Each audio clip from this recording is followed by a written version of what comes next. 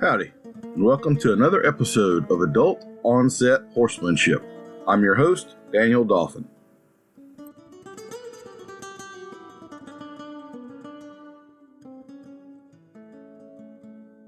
I wanted to take just a minute on this podcast episode to tell you a little bit about the online course that we are offering now, the Bit Course 2.0, Understanding How and Why Bits Function. You can find it at the website, thebitcourse.com, which will be linked in the show notes.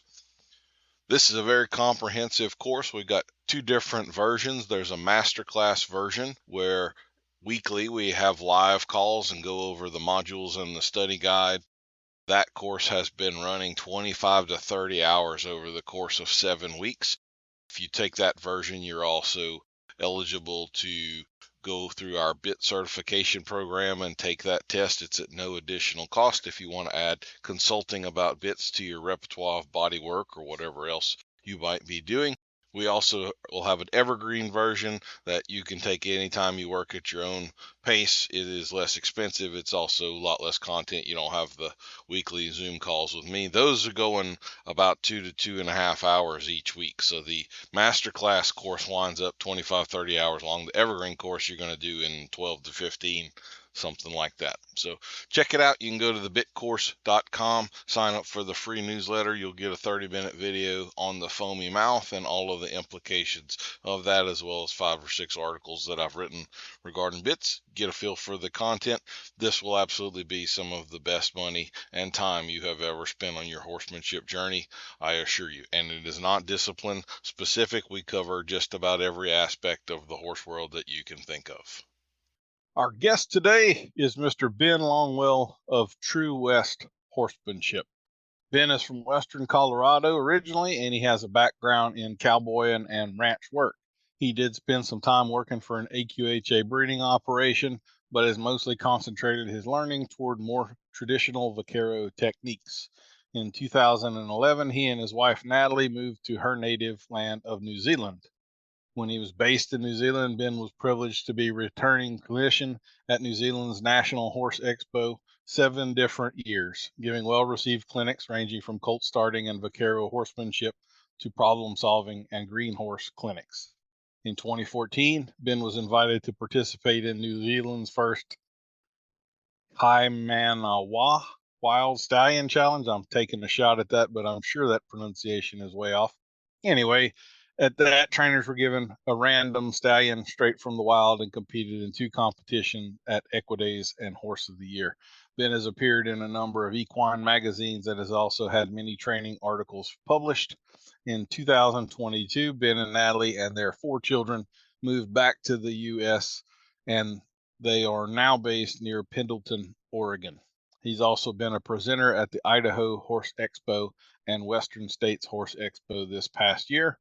Their mission statement at True West Horsemanship is to advance and develop practical skills and communication for the dedicated student of horsemanship and to help them and their horse achieve more together.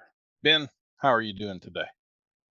I'm doing well, Daniel. Doing really good today, and I sure appreciate the opportunity to sit down and have a visit with you. Well, absolutely. I've been looking forward to this as well. I hope I got all of the facts correct there. If I got anything wrong, don't hesitate to slap me and correct the record. Yeah. We do try to start everybody off with what we call the icebreaker questions, and these are for points and prizes, so be sure to be on your A game. I'm ready. If you were a Jedi, what % chance is there that you would misuse the Force? Boy, that's a tough question. Maybe 17%. I like it. Absolutely. I mean, for this horse thing, like you got that colt that wants to buck and you just have this nice big hand that holds him down, right? Wait till he calms down and then you let him go. I mean, like it could work. I don't know if that's a misuse, but man, it could be a tool, let me tell you. Morning or evening? Morning.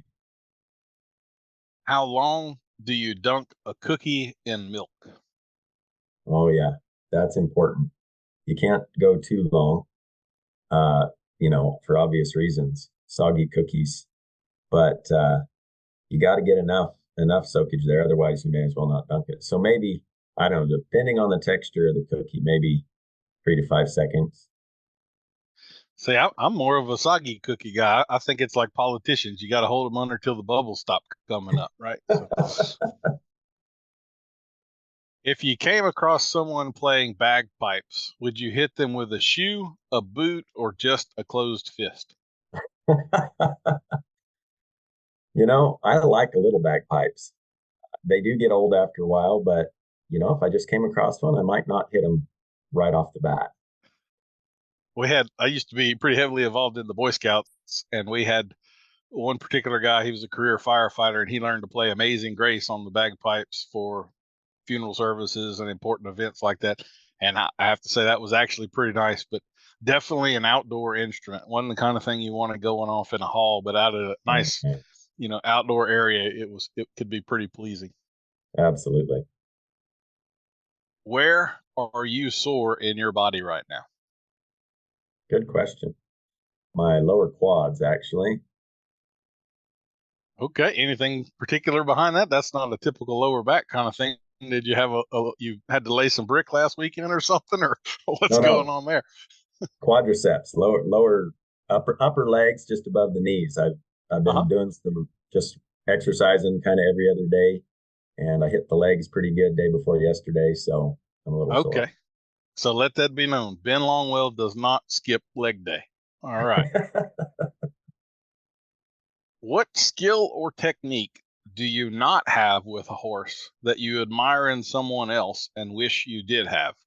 So this doesn't necessarily have to be training wise. This could be body work or farrier work or, any kind of thing horse related skill wise that you wish you had more of.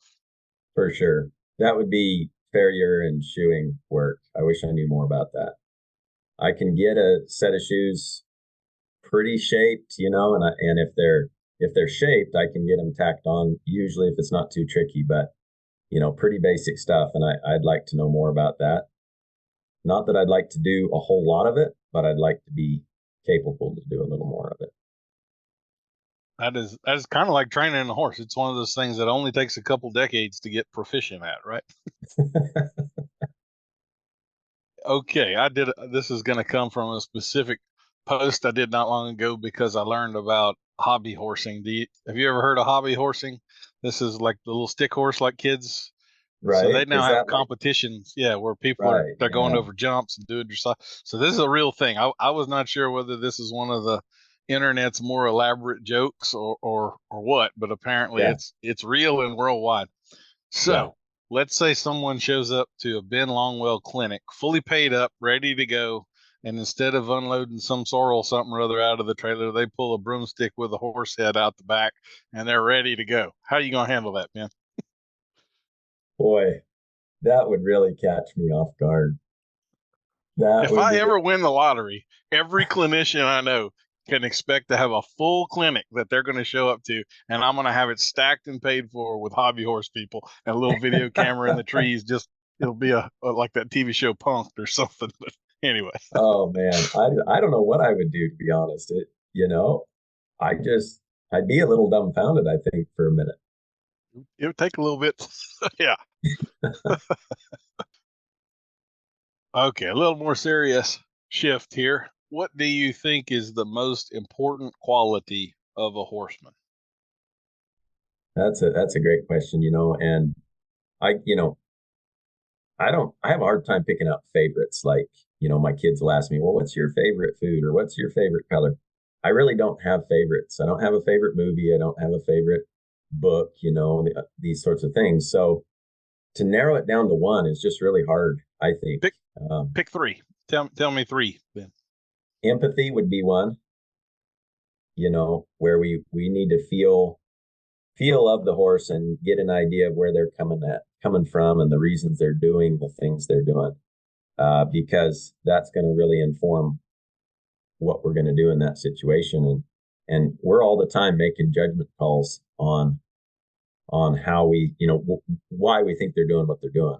And that's why the principles are are true, but there's a lot of it depends in the specific situations. And a young horse is going to be not doing something for a different reason than an older, more experienced horse, maybe, and you've got a lot of different factors that could come into play there. So I think empathy has to be one of the most important. I think patience has to be one of the most important.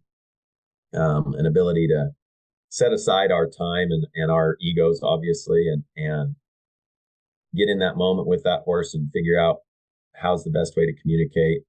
Take our time, break things down, even though we broke them down yesterday and the day before, and we thought maybe we were over this little spot. And it's just patience. Patience is such a huge one. The other thing that comes to mind right off the bat is just a willingness to learn, a willingness to adapt and change our approach and figure out new things, whether that's a horse that's showing you some different way to get around them and help them with something, or whether you're seeking out knowledge from those who are more experienced in whatever area or aspect that you're working on. There's a lot to be said for being open to learn, being teachable, and saving yourself a lot of time and probably some wrecks along the way. And some horses will be better for it along the way as well. DIY or sub it out? So are you I'm going to do it no matter what. I need control of this thing, and I don't care if it's video editing or whatever. I'm going to teach myself how to do this thing so that it can be done exactly as my vision is. Or are you pretty good at, you can handle it, and however it comes out, and I'm be good with it? What's your speed there? I'd probably be right in the middle there. I tend towards the DIY on most anything, especially growing up, and figuring things out and doing it myself. But I learned pretty early on after I got my first truck. I had about 5 years of trying to do my own mechanicking and stuff. And I figured out, number one, I'm not that great at it. And number two, I don't really enjoy it. And at some point I started to realize that the time I was using to do that was better used elsewhere, more profitable elsewhere in a lot of different ways, not just financially. And I could pay somebody who was a professional to do that. And it came out much better for me, time wise, the amount of time invested, those sorts of things. So I'm pretty DIY, but there's a lot of things that I've decided, you know what, we're just going to get somebody to do this and save us the trouble. I usually skip this question with most people, but since you brought up your sore quads, do you have a physical fitness stretching protocol or some sort of a physical routine, or I guess it's as much mental as it is physical, but what do you do to keep yourself in shape and all? Well, I try to, and as you know, it's pretty tough when you're traveling a lot, but I try to do some calisthenic type stuff, so I don't need too much equipment. I can kind of do it almost anywhere. And then I enjoy backpacking, getting up into the high country and climbing mountains and stuff. So get some cardio in that way as well. So I do the same. My wife travels with me a good bit, and we're really good about, if we're going someplace we've never been or whatever, it has some pretty country around it, we're going to plan an extra day on the front or the back and go do some hiking or something like that. And so I almost have more pictures of the hikes than I do the the events. Bay or sorrel? Bay. Or okay, the bay. We are going to do a line of T-shirts called the Bay Horse Mafia. This was one of these questions that, I just needed to fill up some space and had some questions I didn't think would be that meaningful. And I figured this is going to be a 50-50 thing all the way. It is so strong a preference for bay horses, you wouldn't believe it. It's like 9-1 or something. I mean, it is. Wow. I had no clue that there was that strong of a preference for bay horses. So you're in big company there. Yeah. When you meet a set of twins, do you ever have the urge to tell them that at least one of them was unplanned? No, I guess not. Will you now? Probably not. Dogs or cats? Dogs. Any particular breed? I like stock dogs. I really like blue heelers. I like collies real well. They are a little bit intense sometimes, and I kind of like a dog that can settle down and kind of be a bit of a family dog too. So sometimes collies aren't great for that. I wish you could get more heelers to work like the collies do, though. That would be the best of both worlds, if you could get them balancing off you a little better and doing a little circling and rather than just driving. But I like a blue heeler. I really do. They're cool dogs.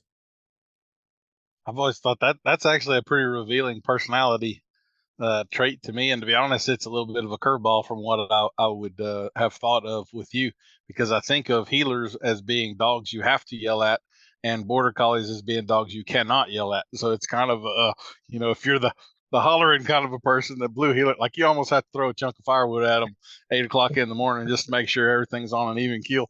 And then the border collies, if you look at them wrong, they may head to the house and leave you to it all by your lonesome. So anyway, but they are real smart. I appreciate them as well. I like both. I really do. And I haven't owned a collie. I'd like to, but I've had pretty good luck with the heelers. Actually, to be honest, they're heeler crosses, so they're not purebred, and maybe that helps tone down that hard-headedness. But yeah, either one. This will be a little bit of a diversion, but I have noticed a pretty strong trend in the horse world dealing with customers. If they have a background in training dogs, and I don't mean like Muffy sits sometimes when I ask, but like if they've actually trained dogs, they're not gonna have any problem with horses. Have you ever come across that or noticed that trend at all? Yeah, definitely. Yep.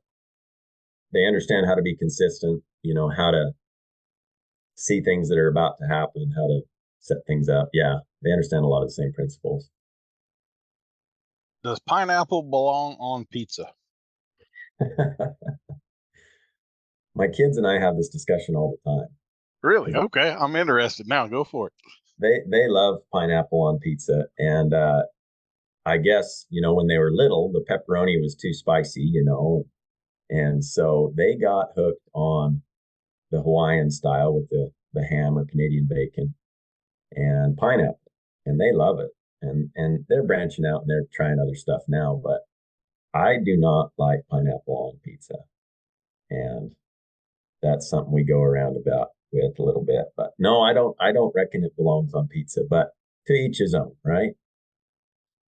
Are you a cook? I can cook. Yeah. Okay. Can cook or like to cook? Like, do you have a specialty? You're the barbecue pit master or anything like that, or not really? Well, yeah, probably a little bit. My wife's pretty handy in the kitchen and she can barbecue as well, but I like to barbecue. I like to, um, do some ribs, long and low and slow and those sorts of things. And then Mexican maybe is more my specialty if we're doing some cooking. My wife is from New Zealand, and so she's picked up on the Mexican since she's met me. She does a good job, but yeah, I like to do the Mexican stuff. So this will be a little more of a complex one, but would you say that you know more about your horse or your wife? So in terms of, I've got a bead on what's going on between those ears. Who throws you more curveballs, the horse or the wife? Where do you come up with these questions? Believe it or not, probably, I don't know if half, but my sons have contributed significantly to this list. They listen here and there, and then I take a lot of notes on my phone, so some little thing will pop up somewhere, and I'm like, "Ooh, I'm going to add that to the list." Well, I would definitely say that the wife is more complex, right? And probably would throw you more curveballs. And yet, but the way you put the question first, which do you think you know better? Well, I know my wife pretty good, so mm-hmm. it's a complex question. Yeah. Mm-hmm. There's more vastness to know, but more vastness to not know also, yeah, right? So in a totality, experiment, it'd be your wife, but on who do I have a more complete picture of? Maybe it's the horse, something like that, huh? Maybe so. Yeah. I think I can explain the things the horse does and know where they're coming from uh, pretty good most of the time. And I understand them, but there's a lot more to know about with the wife, and I know her better than I know the horse, but she'll still throw me sometimes. If they were too simple, we'd get bored, right? Yep, that's right. Would you share with us a horse industry related pet peeve? Oh boy. Horse industry related pet peeve.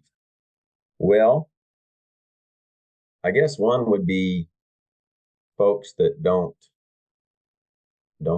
take it seriously enough. Owning horses, understanding them, and doing what they need to do to improve themselves for the sake of the horse and themselves. And I understand that horses are a hobby for most people, and there's only so much time, there's only so much finances, there's a lot of factors. I get that. I get frustrated with folks that secure a place in a clinic, pay a deposit, and then wait until the last week or something to cancel, where they've held a place from somebody else who might have want to be there. We have a waiting list, but they've waited too long now, and these other folks now have plans and they can't make it on short notice. Maybe they've paid their full amount, maybe they haven't, but they don't understand the term non-refundable deposit. And again, there's a lot of factors. I understand horses go lame and die on you, and all kinds of stuff happens, and we refund a lot of people. But if you have not got a good story, don't be expecting a refund. Yeah. That's just business. That's just the way it is. And this isn't a hobby for me. This is my life. This is my livelihood. And we're running a business here. So, and I hate to be that way. Like I'm not that way, but I've gotten kind of fed up with it too. I feel you. It's just about every clinic. I always tell the host, we want 12, but try to book 15 because inevitably 2 or 3 people are gonna back out right at the last minute. It's a pretty consistent thing. Yeah. So Yeah. I feel you. Feral or spoiled? Which would you rather fool with? Feral. No hesitation there. None whatsoever. Yeah, I've had some experience with both. I think I made up my mind on that one. What is your least favorite barn chore? Least favorite. Oh, I don't know. I don't really mind. I don't really mind them. Do you have a favorite barn chore? Well, again, I have a hard time picking out favorites, but most days I don't mind picking a few pens and carting the manure around. You know, it's just a chance to slow down and time to think, kind of dummy work where you can kind of let your mind work on some other things. Yeah, I don't mind it. But there's no specific like I really enjoy cutting grass, so y'all don't cut grass. Like make sure you save that for me because that's like my downtime on Thursdays or whatever. No. Nothing like that. No. There was a place that I worked at that had an indoor arena, and for whatever reason, the sand in there was a really dusty kind of sand, and they had a 2.5-inch fire hose to water the arena. Oh, And yeah. so when I started there, he told me to water it the first day, and I went and got myself a 6-pack of beer and that hose, and I sat there, and when he got there the next morning, I was like, whatever happens, that water in the arena job, that's my job. I'm going to do that every week. Like that was the most soothing, just chilling out, let it all go. This was a pressure cooker kind of an operation. So I was like, that job's mine. I got that one. Yeah. Yeah. Absolutely. What is your ideal number of hours in a day of solitude? And as a dad with 4 kids, maybe the reality and the ideal number is nowhere near the same there. But are you a guy that needs some quiet, decompressed time, or are you fine with the chaos of people around you 24/7? You know, I don't get a steady one way or the other. So it's hard to nail it down to a specific amount of time, but I like solitude. I like being by myself. But I like my family, and I grew up in a big family, so I'm used to a lot of people around and a lot of chaos, and it doesn't bother me too much usually. So a balance, obviously, with these things. But if I get half a day of solitude or more every day, it doesn't bother me. But when I'm traveling, I'm away from my family. I might be around people all day long, but I miss my family. So it's kind of a complex thing. Do you I guess this would be part of that question, is like let's say you go out of town to an event or an expo or something, and you've got people asking you questions for 3 solid days or whatever. Do you need like that downtime, decompressed day when you're traveling back and it's kind of okay, nobody talk to me. I don't want to hear the sound of a human voice. I need at least 6 hours with nobody talking to me. Or does that not bother you and you're hit the ground running, ready to roll? Or No, when it's intense like that, a day or so of nothing is pretty good. I don't always get it, but it takes it out of me. I enjoy it, and you get in the flow of things and you're talking to people and everybody's passionate or interested and keen to learn, but it doesn't energize me. It takes it out of me. Yeah, I guess that's my kind way of saying, are you introverted? No. Yeah. Fairly introverted. Do you have any favorite words of wisdom? There's no shortcuts to any place worth going. I like it. Anything that matters, anything that's significant, makes a difference, or is useful, I reckon anything like that is going to take work and dedication and practice and lots of mistakes. And I tell my kids all the time, they say, oh, well, I can't do that. Well, it's like, well, you've never tried, or, you only just started trying. So you weren't born knowing how to do it. You got to practice. You got to try and fail and, learn more and learn from your mistakes. And it's a hard process. And I can't say I've always been very good at it, but, there's no shortcut to any place that's worth going to. Very true. Crunchy or smooth peanut butter? Smooth all the way. I had a little trend going here with crunchy, and now it seems I've got a bunch of smooth peanut butter people. So, would you tell us something unexpected about you?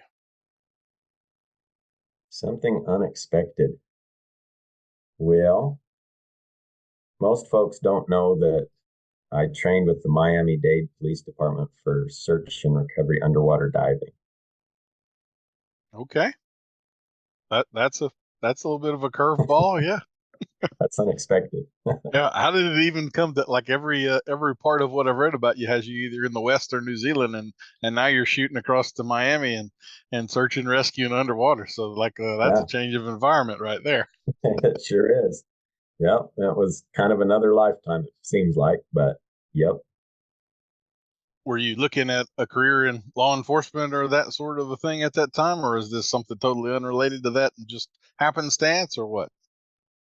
It was a paramilitary disaster relief organization that trained young men to respond to emergencies and disasters around the world.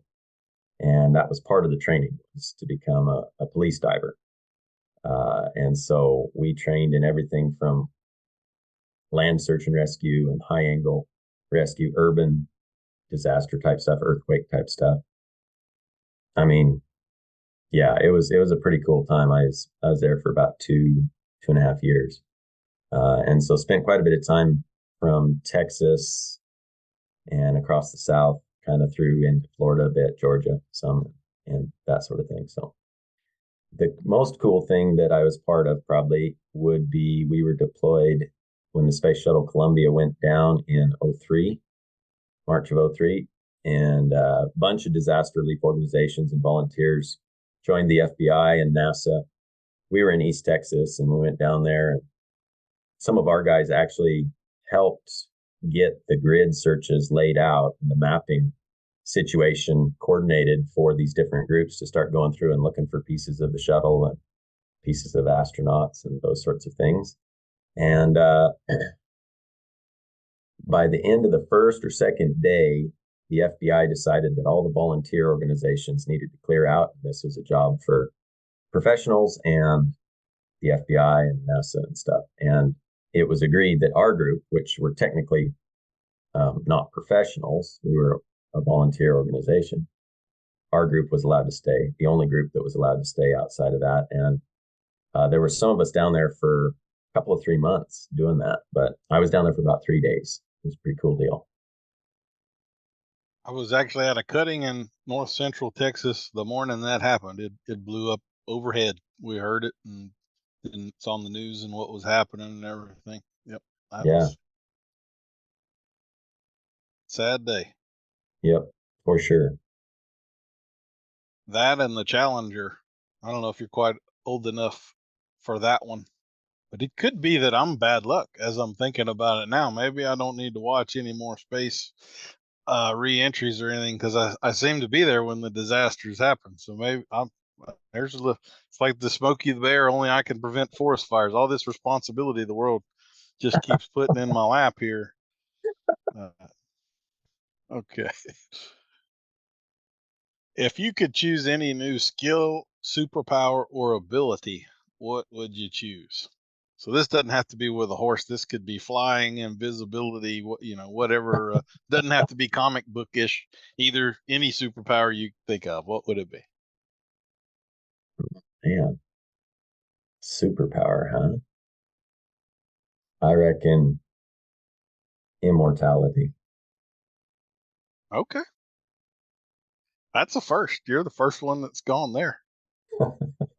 You don't think that would get boring about 3,000 years in or anything? No. I don't only know. One way to find out, right? I mean, you think about history, and I mean all the different cultures and places in the world you could get to, and how things. I mean, it was probably more interesting everywhere globally, even 200-300 years ago than it is now. Everybody's starting to just act like Westerners, but you think if you had been around for the last 4, 5, 6,000 years, what you could have seen and done and experienced. I don't know if it'd be boring. And expand that a little bit. 10,000 years ago, there were woolly mammoths and 10-foot tall giant sloths walking around everywhere. I mean, imagine that, Yeah. Saber-toothed tigers. Yeah. Amazing. Thoughts or feelings? Are you more a cerebral, rational, logical person, or more intuitive, empathetic, go by the gut feeling sort of a person? Thoughts, more logic and reasoning. What would you have been professionally if not a horseman? Well, I toyed around with a few different ideas, and I've got other interests. I mentioned the backpacking and outdoors type stuff. I don't know that I ever seriously considered a career like in river rafting or something like that, but I do enjoy that sort of stuff. I've done some rock climbing and those sorts of things. I enjoy music, and my family was a family band for a number of years, and so we played a lot. I play a couple different instruments, and I considered I produced my own CD when I was about 24. So that was kind of on the cards there for a bit. The other one I thought about some was photography. Actually, I really enjoy photography, and I think I kind of got an eye for composition and lighting and those sorts of things. So those are all things I'd thought about.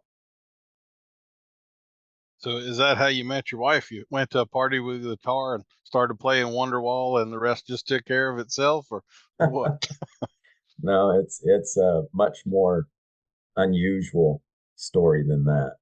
The other one I'd thought of doing, actually, because you talk about photography and music, and it sounds pretty artsy, and I don't know, I guess I might be a little artsy, but I also enjoy being outside, and I love doing stuff and being active. So I actually thought about, I wanted to fight wildfire for at least a summer. I wanted to join the BLM and fight wildfire. I almost did that. And then the other one I was looking into and kind of toyed with was the idea of being a bullfighter, protecting bull riders. Mm-hmm. And so that was something I thought I'd kind of be interested in. But anyway. Yep. I used to ride bulls, and I'm going to share with y'all a little trade secret here. You do not call that man a clown. He is a bullfighter. He is not a clown. That's two separate jobs. He's not in there to make you laugh. He's in there to keep you alive. Yeah. Yeah, big difference. Are you decisive or indecisive? I probably tend to be fairly decisive. I will take my time the more important the decision is. And I guess I don't like indecisiveness, but you find yourself there. It seems like when it's a big decision or something, sometimes it takes a bit of time to come to the conclusion. That being said, some big decisions, like when we decided to move to New Zealand or when we decided to move back here, we kind of made up our minds in a pretty short order for the significance of that decision. It is funny how some things like that, I'll spend 6 months researching a gun I want to buy or something like that. But like my wife and I kind of famous. She's a redhead, so we have plenty of she's throwing the skillet at me kind of moments and all that sort of stuff. But of all the things, like we picked out our kids' names a minute and a half, something like it wasn't a 4-month process or baby's born and we don't know what we're called. Like we nailed kids' names and agreed on it just in a heartbeat. It's kind of one of those things. It's kind of peculiar how sometimes these big decisions just happen and everybody's good with it, and there you are. Huh? Yeah, it is. Do you have a favorite piece of tack or horse-related tool? Favorite piece, huh? I really like the hackamore, the bozal. I really think that is a superior piece of equipment, especially for green horses. I really, really like using it, and I think almost all horses really enjoy it as well. So this is one of those questions. When I originally wrote it, I guess my mind was thinking more in sentimental ways, like so and so handed down this bit to me, and it'll be something I'll never part with, or something like that. Yeah.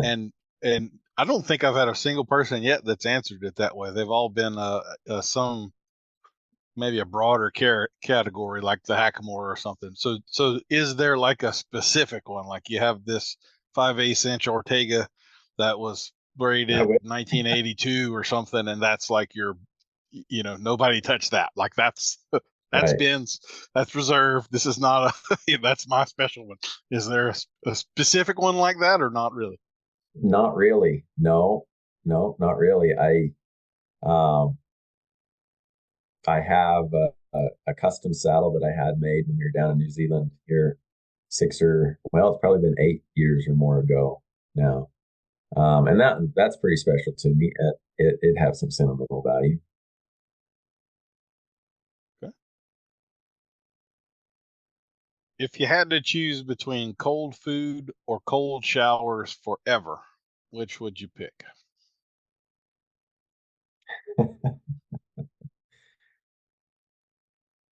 Cold showers. Right there with you. Although for the outdoor stuff, you're pretty much going to get a lot of both, right? So that can't be a real important question, or it's going to limit what you're going to do there. Okay, so here's one I only asked because I do interviews people that are in other aspects of the industry, but so this is a trainer specific one. Would you say that your hands or your legs are better? That's a good question. I would say that my hands are probably better. If you like hackamores, like they better be at a certain level or you are going to have some problems there, right? We'll get into that more later. How about left or right lead? Do you have one that's easier for you and one you have to be a little more thoughtful of, or anything like that? Left lead's better. They're with you on that one too. How about, I tell you what, I'm gonna branch off of that one a little bit. Are you right or left-handed? I'm right-handed. Do you know if you are right or left footed? That's like which foot you pick up to plan to go up a set of stairs or something, like you step off with first. It would be, but also like the easiest way to do it is if I tossed a soccer ball out there and I just said kick it with no further instructions, you're going to kick it with one foot every time. So do you know if that'd be Right your foot. right foot or your left? It's your right foot. Yeah. So I don't have any data on this yet, but I'm wondering if there's a correlation between right-footed and left-leaded, or maybe vice versa. So we'll start kind of paying attention to that a little bit. What's the best smell in the barn? Horse. The horse itself. Yeah. What is your favorite dinosaur or deep sea creature? Dinosaur, deep sea creature. Well, I don't know. I always kind of liked the Stegosaurus, but Okay. I'm trying to think of a deep sea creature. Like, there's some pretty weird stuff when you get down deep. There really, really is. Some strange And a whole things. lot of it. Yeah, lots of it we don't even know about yet. We know more about the surface of Mars than we do about the bottom of the oceans on our own planet. I mean, there's a lot going on down there we don't know about. Yeah. Even though billionaires have made their own sub and headed down there to check it out for us, right? Have you ever had a UFO encounter? Not that I know of. Okay. Are y'all far enough up in Oregon where you see the northern lights or any of that kind of stuff? No, there was that one time here 6 or 8 months ago where we could see them, but otherwise, no, not typically. Not typically. Okay. All right. Well, that concludes the lightning round questions. Let me do a little tabulation here. I've got you at 3,893 points, and Ben, I'm happy to tell you that is our all-time high score, which means that you are entitled to either a genuine compliment or an awkward silence, your choice. Oh boy, I'll take the awkward silence. I don't have a problem with silence.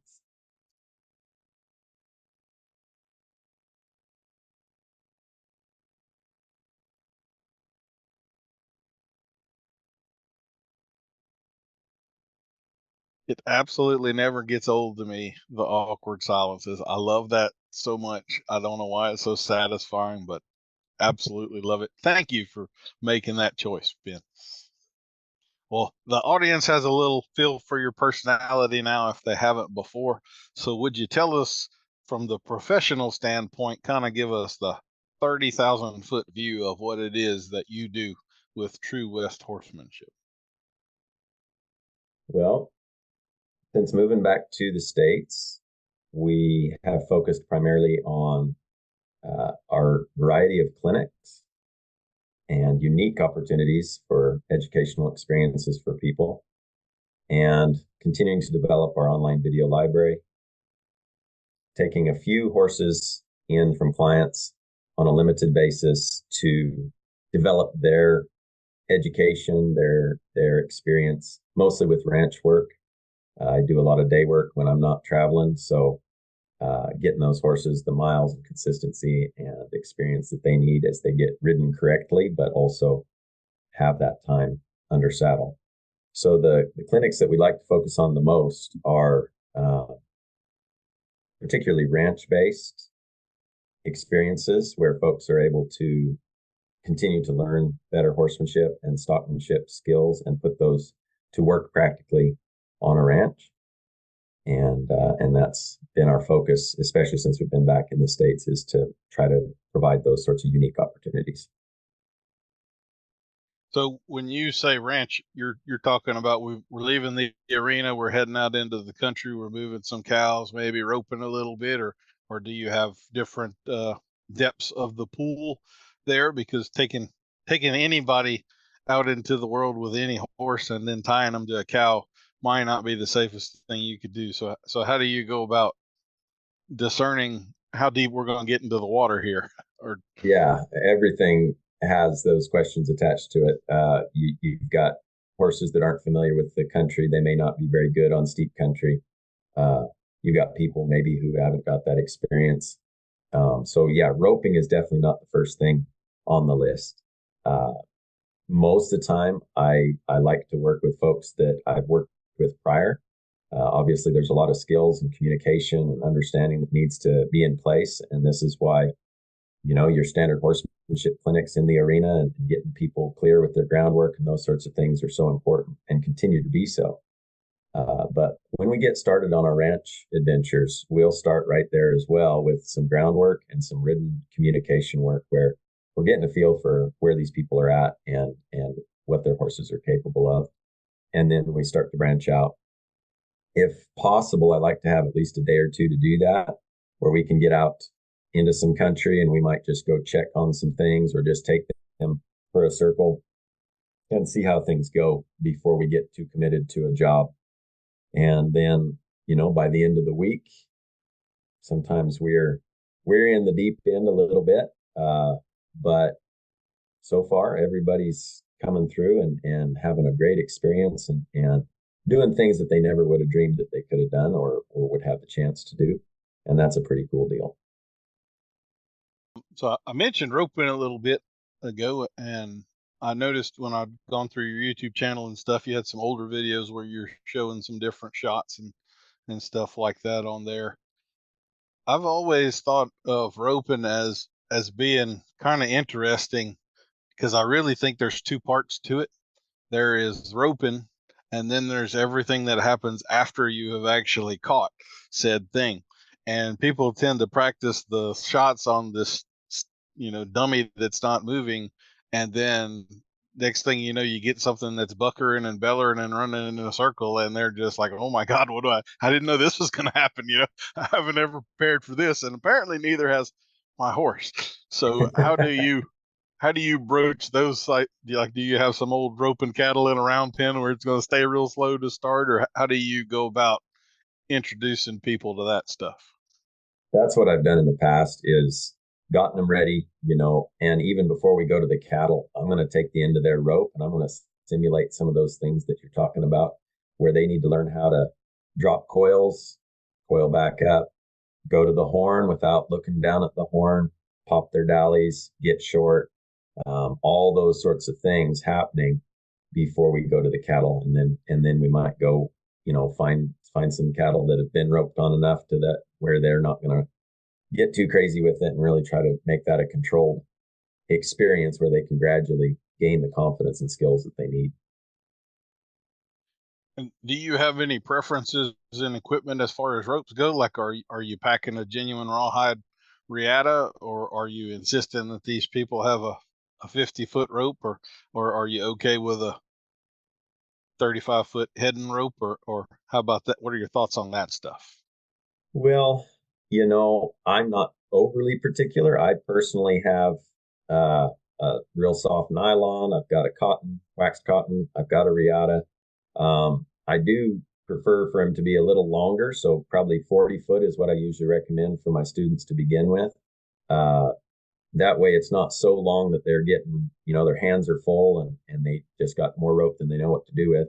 But it's long enough to kind of get a little reach out there.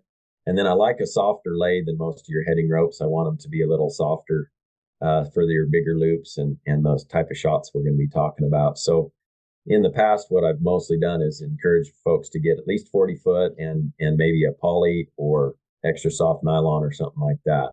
And we kind of go from there. I'm right there with you. And if y'all are some ropers listening out there, I would really encourage you to try some of the longer ropes, especially if you're on some greener horses, because you just can't imagine what that little bit of extra time that you don't have to hustle up right now because he's about to be, you're going to get to the end before you dally, or that extra time that length gives you can be a big, big help in a lot of situations. It really, really is. Or if you're actually doctoring a yearling and you have to step off of a colt, and you can kind of put that rope on the other side of his neck too, and now he's got to face you. There's just a whole lot of opportunity you have when you got a little more rope that you don't have if you have a short one. So one of the things that you talk about on your website is that you like to train with feel in mind.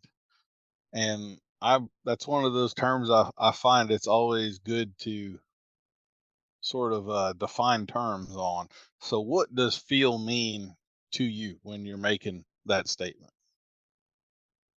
I think that's a really important question, and I think it's also kind of a broad one. I think that word can be used in a lot of different ways. Uh, Probably, I think one of the most important is that we tap into the way that the horse operates and feels naturally themselves. So, in other words, the picture that I often try to get people to think about is a large herd of horses moving all together, and they might even be running, right? They kind of are, it's a beautiful picture. We've all seen it. If not in person, we've seen it on a video or something. A few hundred horses just running full out across the range or whatever. And suddenly, for whatever reason, they start to turn, and maybe they stop and turn, but most of the time they kind of sweep around a little bit, and the leaders start to bend around. And within about 1 or 2 seconds, this big group of horses is all kind of arcing around and flowing around in the same direction, and they've changed directions. And with very few exceptions, they're not stepping on each other or crashing into one another, or they can really get in sync with one another, and there's this feel that goes through the herd where they can rate with one another, change directions, change speeds. And if you think about it, they learned to do that when they were a foal right next to their dam. Those little guys can stick right at her hip and trot along with her and change directions and stop and stick pretty dang close. They get a feel for that movement, synchronicity of movement, that feel of harmony going together. And so to me, the horse has this already. They've got that operating. That's the way they most often like to move together as a herd. And I feel like if we as not just riders, but even on the ground to start with, can tap into this dynamic, can learn to offer the horse this kind of a feel where we're trying to get to where we're going together. And I think Ray Hunt used to say, you feel for the horse, you feel of the horse, and then you feel together. And I think that's part of what he was saying, was tapping into that desire for harmony that the horse has, and using that as a way to communicate what we'd like to be doing, whether it's a direction or a shape or a speed or a gait, and that would be our ideal. Now, that's not to say that it always works or that's just all we're going to have to work with, but that would be our ideal, that the idea of harmony and disharmony, I think that is a big part of feel. That does bring to mind. So, like if you watch the blackbirds in the winter and or the starlings, exactly. That's called murmuration. My wife absolutely loves that. She will make me pull over on the side of the road so she can watch the blackbirds in the field do that sort of thing. I often actually use the blackbirds when I talk about this in my clinics. I talk about the blackbirds because those guys, are swarming up, to 1,000 birds or something, and they're not crashing into one another and knocking each other out of the sky. Without any practice, as far as like a pattern or any kind of communication like what we would have, we get 4 fighter jets up in the sky at the same time, and those guys have headsets and they're all practiced and they can do this pattern, and we just think we're all that, right? But these birds, like, there's no pattern, there's no headsets, they're just flying, and then they just turn and fly the opposite direction, and the cloud just moves, and it's like, how do they do that? That's feel. I think that's a huge part of what feel actually is. I like the example. It brings to mind, I've worked with a lot of people on round pen stuff, and almost universally, people feel like they don't have any concept of what natural body language is in the round pen. And I always use the example because you know more about what's going on there than you think. You're not aware of it. But like if if two people are walking down the sidewalk toward one another, you don't ever say to the other person, hey, I'm going to go right and you go left. And that way, and how often do you run into somebody? I guess in this day and age when they're glued to a phone and they have no idea what's 3 feet in front of them, maybe it happens more and more. But generally speaking, you, without even knowing it, you recognize they bring this shoulder back a little bit, their hips rotate a little bit, and they're, ushering you to the side, or you do that to them. And a great little thing to practice, if I get bored in public, my wife drags me somewhere I don't want to be, I just start lunging strangers in the mall or whatever. I start moving them over this way, and that maybe I look like the weird guy in the mall, but I'm entertained for a while anyway. So, and I'm sure most of them have no idea I'm out there playing with them. No, but anyway. Yeah. We live in an age when there's probably more information out there on horses and all that stuff than has ever been before. And I kind of feel like this is almost even a little hard to admit because I just want to be special, but there's a lot of really competent people out there with good information. And so from a business or professional standpoint, it can be a little hard to differentiate yourself from that crowd in some way. So what would you say makes you, Ben Longwell, your own particular flavor of ice cream? What characteristics are there of you that make you unique, or has you doing your thing out there versus what the rest of the crowd might be doing? Well, like you say, the information is out there, and there's so much of it. There's almost too much where folks don't have the time, and even if they do have the knowledge to discern what's better information or knowledge or principles than something else. But how would you have the time to sift through it all, right? It's overwhelming, and I suppose it's that way in probably most every subject. But the first thing I think that has to differentiate us would be if the principles are true, and the principles of horsemanship that we've come to through not just our experience, but the experience of others before us. If those things are all true, then it's really the presentation of those things and our ability to teach and communicate those things, not just to the horses or working with the horses in those ways, but also to the people, and to make sure that the people are understanding those principles and then also seeing and growing in their application of those principles. And so the quality of your teaching is paramount, and what I think can set us apart. The other aspect too is, and it's kind of related, I guess, in there somewhere, is I see a tendency for a lot of folks to get stuck in certain places or certain aspects or certain maneuvers. And I call it a plateau. They get plateaued on this thing, and they camp out right there and they do this thing because it's a good thing, and that's what they learned at the last clinic they went to 3 years ago or whatever, or that's what they saw on the YouTube, and so this is what they're going to do. And most of the time these things are good things, but if we don't understand how they are connected to a bigger picture or what purpose they're to serve in making progress, then I see a lot of folks get stuck. And so I guess one way that I try to differentiate myself is that even in a very basic clinic where I'm dealing with folks that are pretty green, I want them to see where they're going with some of the basic stuff I'm showing them or helping them along with.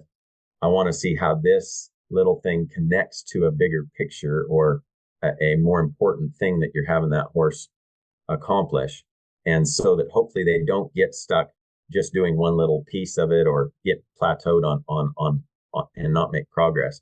I hope there's a lot of other people out there doing that, but I see in the people that there's a lot of folks that get stuck. So I guess that's part of what I hope makes me a little different. There do seem to be. I'm in that same camp with you. Whenever I present information, it tends to be pretty comprehensive and in depth, and I'm not good at the superficial sort of stuff. And there are people that do that. So I guess depending on what the customer base wants, there's a variety of choices out there for them. Speaking of the customer base, we kind of let me take a second to think of how to word this. So when I asked you about your pet peeve and another question in the lightning round, you sort of indicated that you feel one of the weaknesses some people have is a lack of dedication to the process. Maybe they're kind of fair weather riders, and it's pretty difficult to get anywhere if that's the level of commitment that you have. Um, would you say that you see a theme coming from the human side of this that is misguided in their typical understanding of the horse?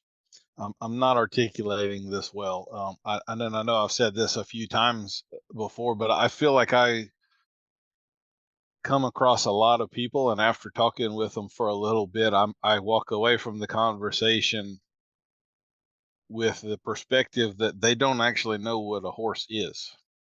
That they're generally, I call it the unicorn syndrome. They generally have this overly romanticized version of what a horse is in their head, or maybe anthropomorphized, and the reality of the animal standing there in front of them isn't factoring in at all. And I find that, if you're not dealing with reality, progress is not gonna happen. You kind of like the first step of solving a problem is identifying the problem. So if you're not actually working a horse and you're working a unicorn instead, then probably the effect you have on the horse is minimal. So is there anything out there like that you see that you would offer some advice to the customer pool that they may need to orient their compass a little differently and stop looking in this direction and concentrate a little more in this direction?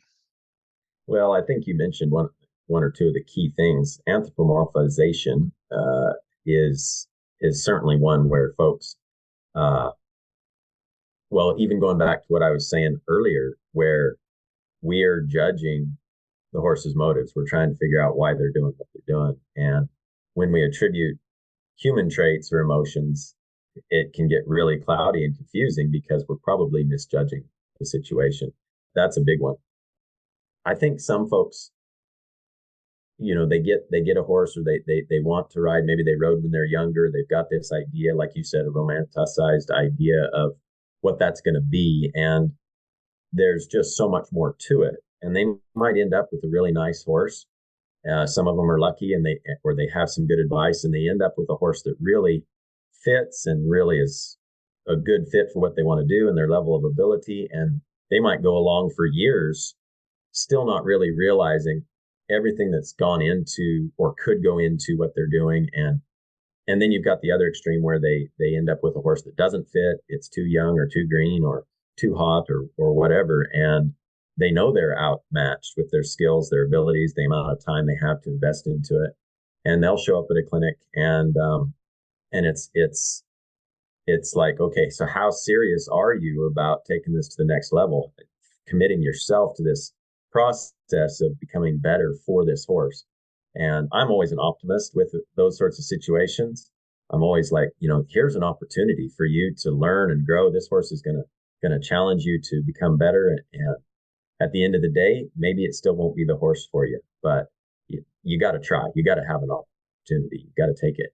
And so those are all situations that I think are pretty common. I'm really grateful. I end up with a lot of people in my clinics that are really dedicated. And I got to say that I'm blessed with folks that recognize the journey and the lifelong dedication that it takes to become a horseman, and they're excited about it and they're interested in the details and those sorts of things. And those are the types of folks that I really enjoy working with.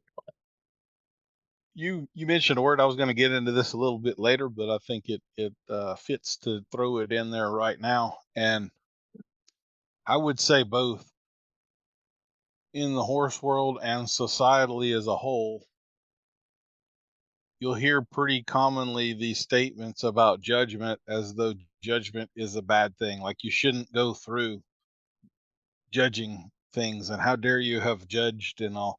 I kind of associate judgment pretty strongly with wisdom and people I'm willing or not willing to trust, right? I either trust that you have good judgment or you don't, and now I'll drive. Thanks. No problem. Yeah. So how do you view judgment? Do you feel like judging people is wrong, or do you feel like that is necessary? And I don't mean societally here. I am talking about within the horse world.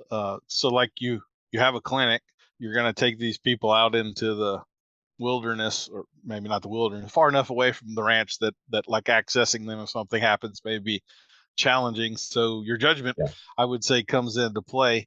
How do you go about evaluating the people and the horses to make decisions as to we're not taking that trail today, we'll save that trail for Friday, we're going to go down this other one today? Because I kind of find in a typical clinic of 12 people, there's usually about 2 of them that might die at any minute, and I really have to be on top of things there, right? So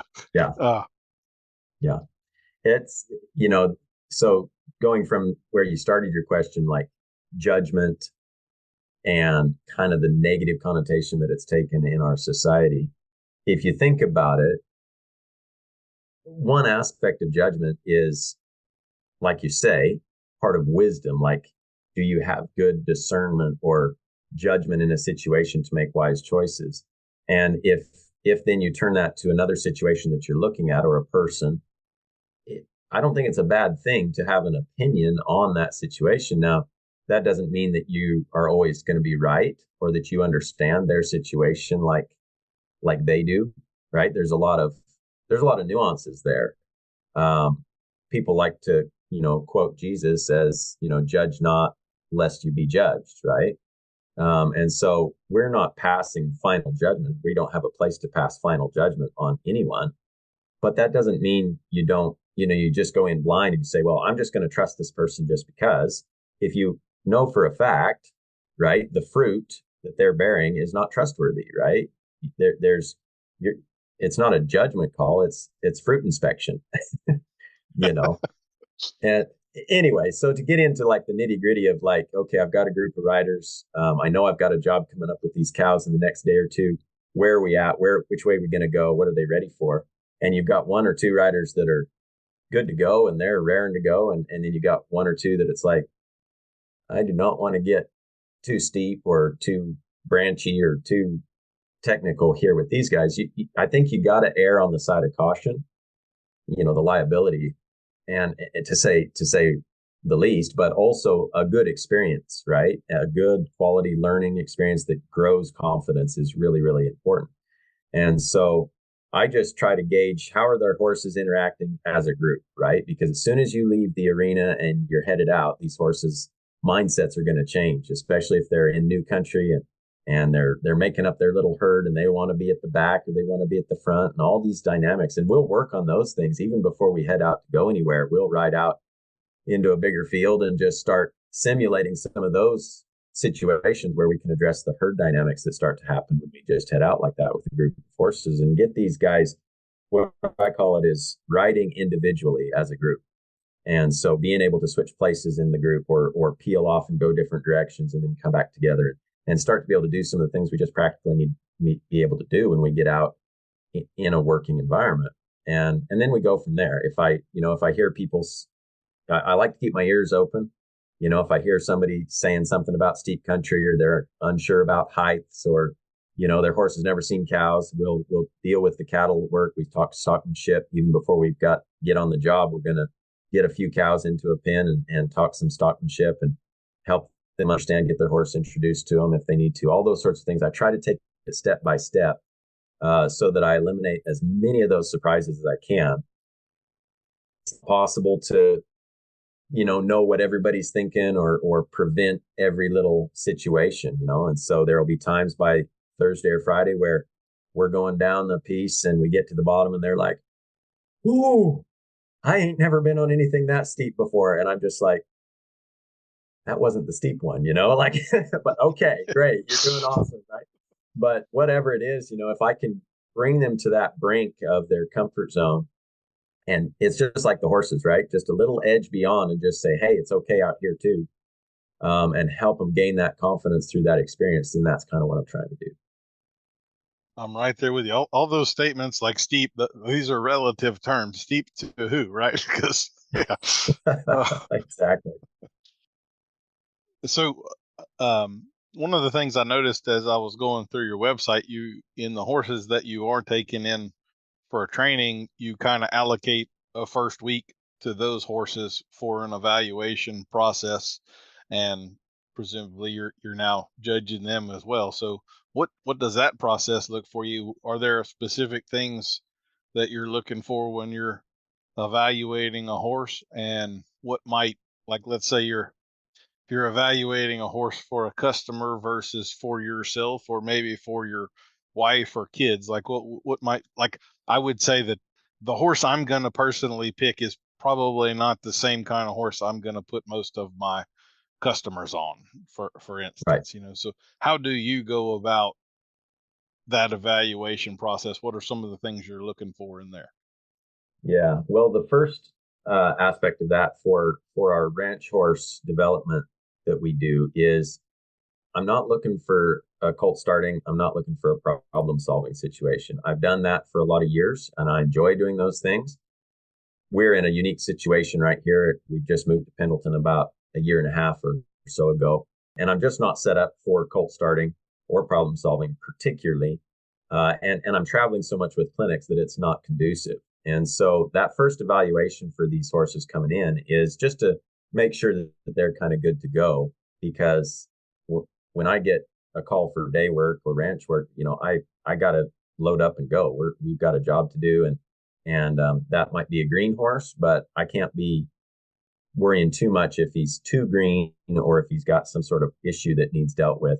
That's not really what I'm trying to do at this time. I need a horse that's kind of got a decent foundation on him, is ready to go to work and start to develop some of those a little bit more advanced or technical skills on the job.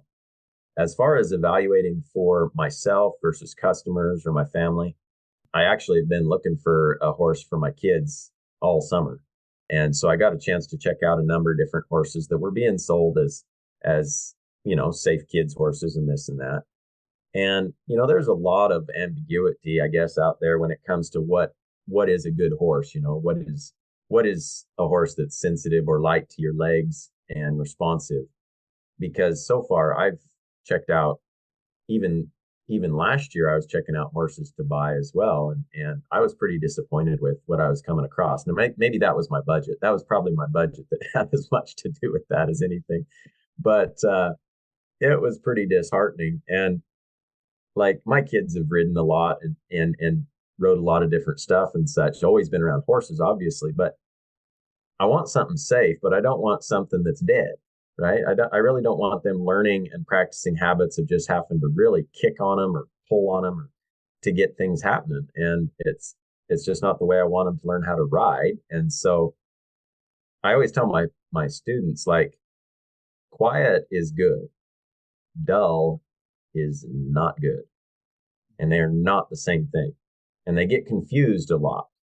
Those two terms get confused in people's minds, like, oh, he's so quiet, he's bomb proof. Well, yeah. And you can't hardly get him to move either. So there's that, right? If there was a bomb and you needed to vacate, well, good luck with that. He ain't going anywhere. You know what I mean? It's just there's a big difference. So when it comes to clients, I haven't done a whole lot. I don't do, buying and selling and consignment, that sort of thing. I've just steered right clear of that sort of thing. But I try to get a feel for, their ability and what they're looking for, what they want to do, right? What their skill level is, and then assess the horse, like what's his capabilities and what is he likely to be good at or enjoy doing versus another things. So something like that. I do feel for you in the looking for a horse for your kids. I was in a similar deal and just wound up figured making it myself was the only real way to get what I was actually looking for there. Yeah. For them, for some of the exact same reasons that you're talking about. In fact, why don't we explore quiet versus dull a little bit more? Because I think that's a real good topic.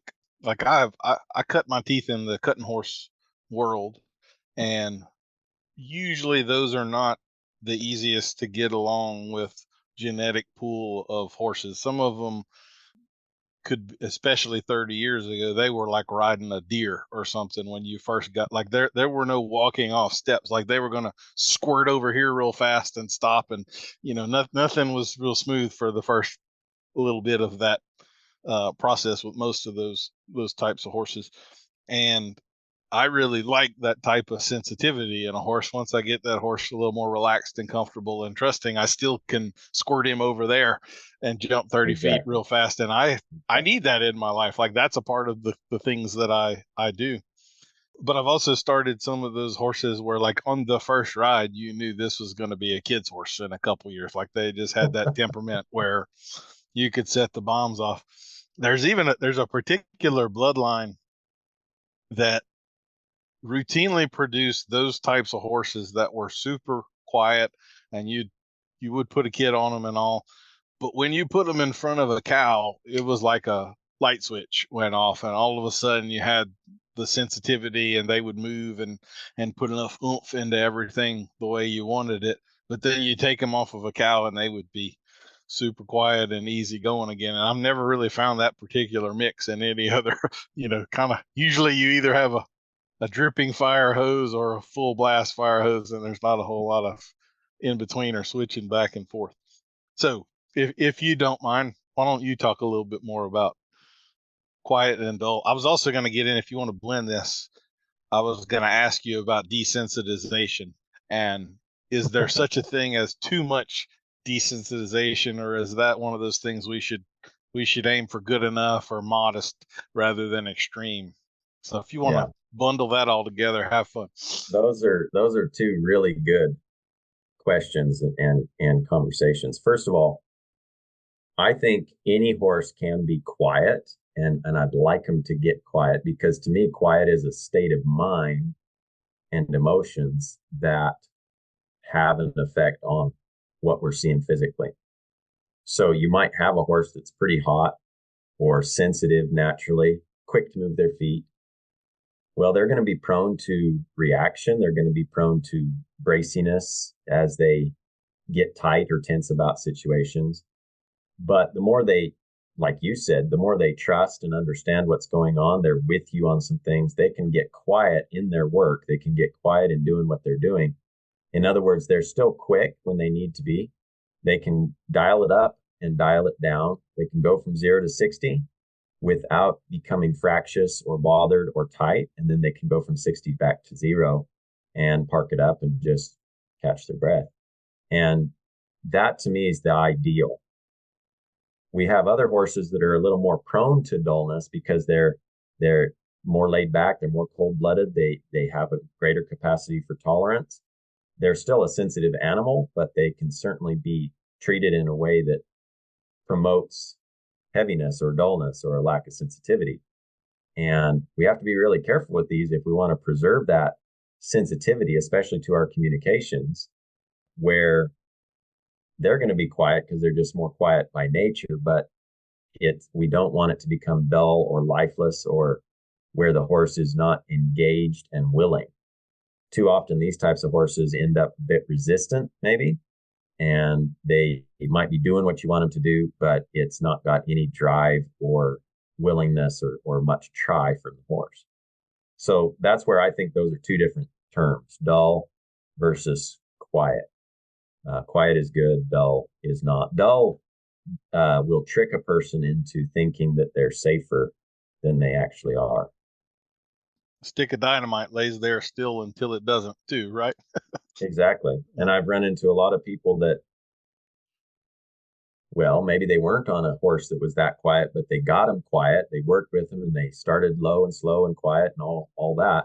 But then they never progressed from there. So they ended up with a horse that was quiet as long as everything was within its comfort zone or within its wheelhouse, and then, one or two factors change and all of a sudden they get thrown for a loop because suddenly their quiet horse is not quiet anymore. And they've avoided all the rest of it to preserve that sense of peace where they should have gradually explored and expanded that comfort zone so that sense of peace could be in a bigger area, bigger arena, bigger circumstances. Yeah. But that question on desensitization is a big one, and it's kind of one of my soapboxes Oh boy. Desensitization I, is the word. I think it's a misnomer. I think that's the word I'm looking for. We've got a sensitive animal, and we want them to be responsive to us and our cues, our communication. And they're all different, right? We've got those extremes I just talked about. Your real sensitive, flighty type of individual versus your ones that are more laid back, and everything in between. So they're going to need different things. But to me, what I can see in the horse world the last 20, 30 years is this understanding that desensitization is something that you expose a horse to something. You're going to maybe use some approach and retreat, get them to sniff it. You want them standing still. You lift it up. You touch them with it. If they move, you just stick with them until they stand. You take it away when they stand because you want them standing. And this is a great approach. There's nothing wrong with that approach. But to me, it's only a piece of the whole pie. It's a very small piece, really. Because one main reason I think is because horses think better when they're moving. They process better when their feet are moving. And then we also want to be able to communicate to them through a circumstance that's causing them to be bothered or distracted. In other words, if we give them the only answer, if we tell them the only answer to this trouble is for them to stand, we feel safer around them because of that. But I don't think that they always feel safer about stuff or process stuff properly. And the easiest way I demonstrate this is I'll show folks, okay, here's your horse. You've thrown the lead rope up over his back. You can do that 1,000 times. He doesn't bat an eye, right? He's apparently not bothered by that. He's standing there. But what if I'm having a conversation with him and I'm asking him to move around me and change directions and do some groundwork? And now all of a sudden, out of nowhere, the rope comes flying up over his back and interrupts our conversation. What happens then? If our conversation is interrupted at all, if he stops doing what I'm currently asking him to do, whether he freezes because he thinks he's supposed to stand for that, or he jumps forward because it scared him and that flight comes into his feet, then that shows that he wasn't actually accepting of the rope. He had just learned how to stand and handle it, right, instead of being truly accepting. So I think acceptance is a word that I like to use more, and I'll use most of what I do in that department really is involved with movement of the horse and communication, where I'm asking them to do something.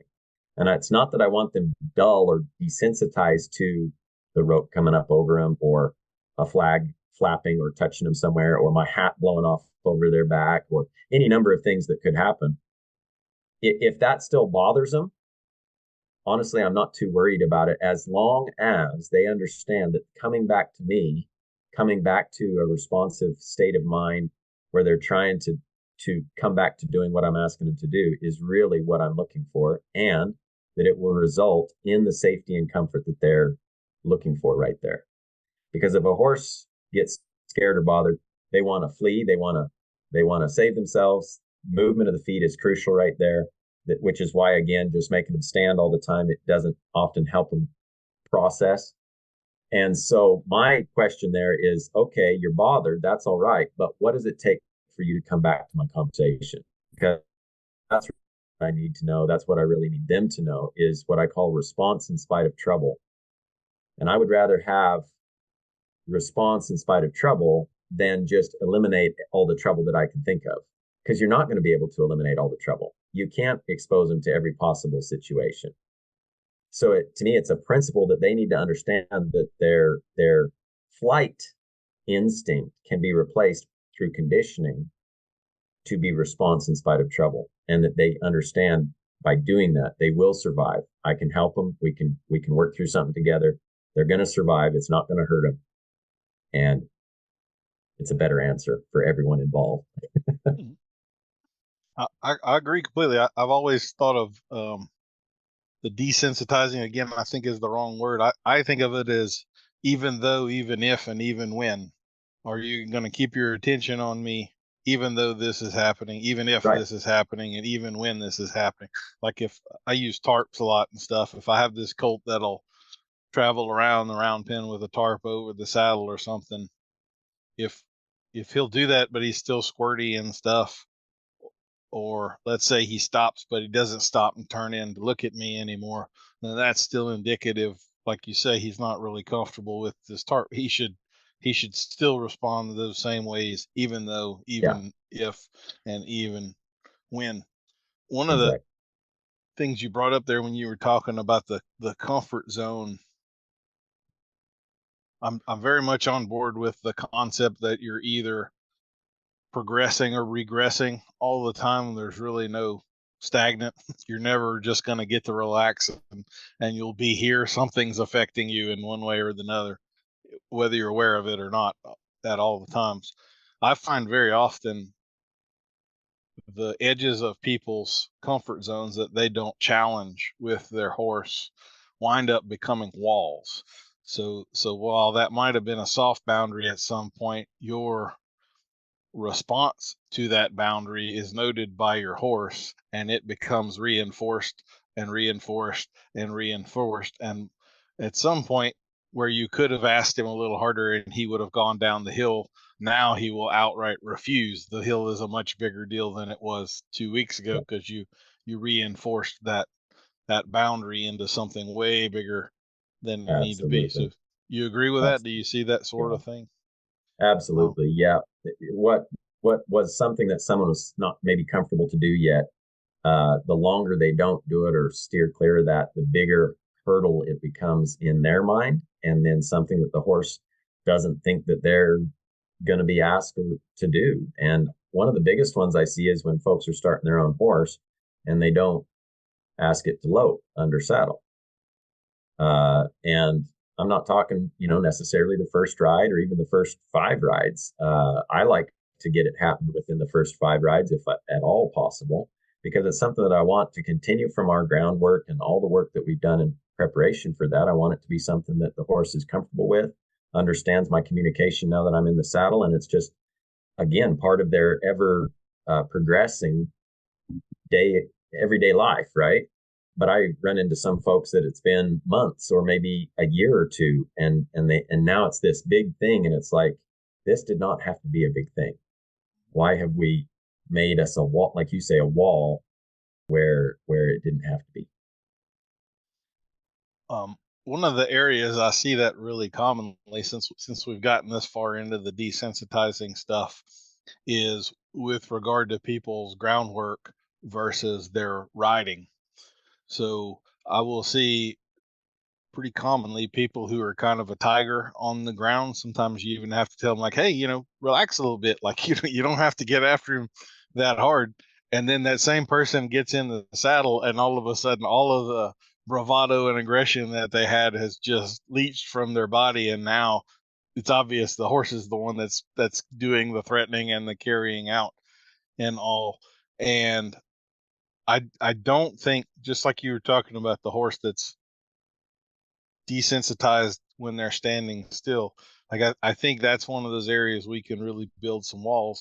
If you're going to do all of these things on the ground, and then you are not also willing to do that same thing, swing the rope, play with the tarp, what flag, whatever the thing is. I don't care what the thing is, but if you're not also willing to do that thing in the saddle, your work is unfinished. Like you haven't really done yourself any favors until you're still in control and that horse is still comfortable and still handling it when you're in the saddle, where most people would feel more vulnerable. But the point of all of the groundwork is to lead up to the point where you could do it in the saddle. And I find tons of people that, all of that stuff ends on the ground and they never have a second thought of carrying it forward into the saddle and actually working on it. I guess, in other words, what I'm saying is I think people, they have a much bigger separation in their mind between what groundwork is and what riding is, as though they are two distinctly separate things. And in fact, they shouldn't be. There should be overlapping and meshing, and they should blend back and forth into one another. So that bring up any thoughts for you? Or? Yeah, absolutely. It's a progression, isn't it? It's a way of communicating with the same animal, same person, just 2 different positions. And we can go back and forth if we need to break something down or address a situation. But whatever we're doing on the ground is preparing the horse and ourselves to understand those things from better and understand one another better in order to ride better. And it has to be a progression. I think it's important that folks understand the pieces. That's what I call it, is just the pieces of the larger whole, right? Everything that we want to do, every aspect of a competition or a pleasure ride or trail ride or roping or whatever it is, everything's made up of pieces. And groundwork is a really, really good way of addressing those pieces and getting on the same page with our horse.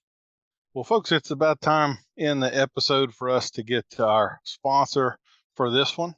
And in honor of Ben's love for dogs, we have got a special sponsor, Away to Me Border Collies. What's black and white and runs all over? Border Collies, of course. Have you ever wanted a best friend who is generally quiet but also acts like they're on meth?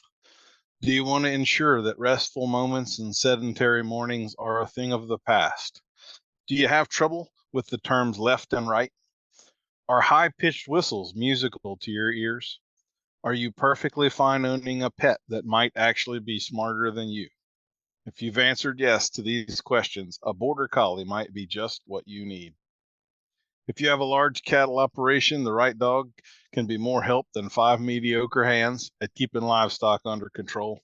If you have a small condo or apartment, these dogs will make you hate life. If you're the type to name a dog something with 5 syllables, we decline the opportunity to let you have one of ours. If you think blue bandanas and frisbees at the dog park are the perfect weekend, go pound sand. If you want an empathetic partner that controls big beasts, we're right up your alley. Our dogs are intelligent, grittier than a cat's tongue, and smart enough that you'd probably be their pet if only they had opposable thumbs. We don't go for those red dogs around here either. If you're in the Ohio area, we've no idea how tender they are, so stop asking. Red and tender by design refers to Santa Gertrudis cattle, not our dogs. If you're soft-spoken, these dogs will be right up your alley because they heard you just fine. If you're not into horses and want one, you'd better be into long-distance running because energetic isn't just a suggestion with these blurs of fur. In fact, even if you do ride horses down the trail a lot, plan on being lapped multiple times during your rides. So come by and take a hold of one of our pups. They'll hold your eye and put your heart in the pins. If you're over there and thinking about getting one of our dogs, we've only got one thing to say: out. When you get here, feel free to down. Away to Me Border Collies. Our dogs aren't just wise, they're counterclockwise. So y'all come by and unwind. For those people that are into Border Collies, that was a fest of puns. For the rest of you, you're very confused and have no idea what I was just talking about. So that was awesome. I love it. I think I started this whole podcast just to have the excuse to write the copy for the fake sponsors. Yeah. So we were talking before the break there about desensitizing, building walls, comfort zones, all of those things. And that kind of brings me into the territory of the term leadership. And I don't know how you feel about that. That's another one of those terms that's kind of fallen out of favor within the industry. I'm not personally on board with that trend. I think that's a vast mistake, but a lot of what we've been talking about, the really sensitive horse that wants to squirt 30 feet over there, that you get comfortable. To me, the missing ingredient that horse needs is leadership. And whenever the thing happens and I don't react, then he's comfortable to sit there between my legs. And if I react, he's comfortable to take me the heck out of that situation in a hurry, just as he should. So I still think leadership is valid, and the trend away from that term or thinking of it that way is folly. But where do you fall on that scale? Yeah, I think we see that trend happening in the equine world as we're seeing more. Well, kind of back to what you were saying in the lightning round of questions was thoughts versus feelings. And as society relies more and more on feelings rather than facts, the term leadership still conjures up in people's minds maybe aspects of, show them who's boss or dictatorship or those sorts of things. when it comes down to it, the practical reality is that even for safety for us around these big, large, strong, quick, athletic animals, our safety depends on clarity. And clarity and clear communication is a big part of leadership. I often ask folks, like, you know the difference between a boss and a leader. If you've not experienced one or the other, you'd still know the difference, right? A boss is somebody who comes in and demands results, is not empathetic to your strengths or weaknesses or how much sleep you got or, anything. And it's just get the job done. And they don't really care about anything else. The leader is someone who, of course, wants results as well, but goes about it in a different way and establishes clear communication and expectations, makes a plan, forms a plan to make that progress, and is adjustable and gets feedback, right? Receives feedback from those that they're leading. And so clear communication, consistency, all those sorts of things, it's just huge. And it's us working on ourselves, right? We're working with horses, we're working with people, but all of us who want to be better for our horses, we're working on ourselves. And I think the qualities of leadership, whether you're leading people or whether you're leading horses, there's a lot of similarities in those principles, and it's needed. One thing I think we overlook a lot of time is that leadership is really a spectrum of skill. And like we were talking about judgment earlier, judging the whole category of leadership off of a couple of examples of bad leadership isn't really a fair comparison or a beneficial way to judge, right? So leadership, even if you're not good at it, it's something that you can develop and get better with. Hopefully I would be a better leader at 47 than I was at 27. Right, we would expect that to be true. If not, then you might judge the intelligence that I possess, or the self-awareness, or it's some other lacking factor in me that has kept my leadership skills at a low level rather than allowing me to develop them further. And that's no different in the horse world or with your skills with a horse, in my view, anyway. Now I kind of have, so you are more in the Vaquero tradition of things. You mentioned the hackamore being your favorite tool of the trade there.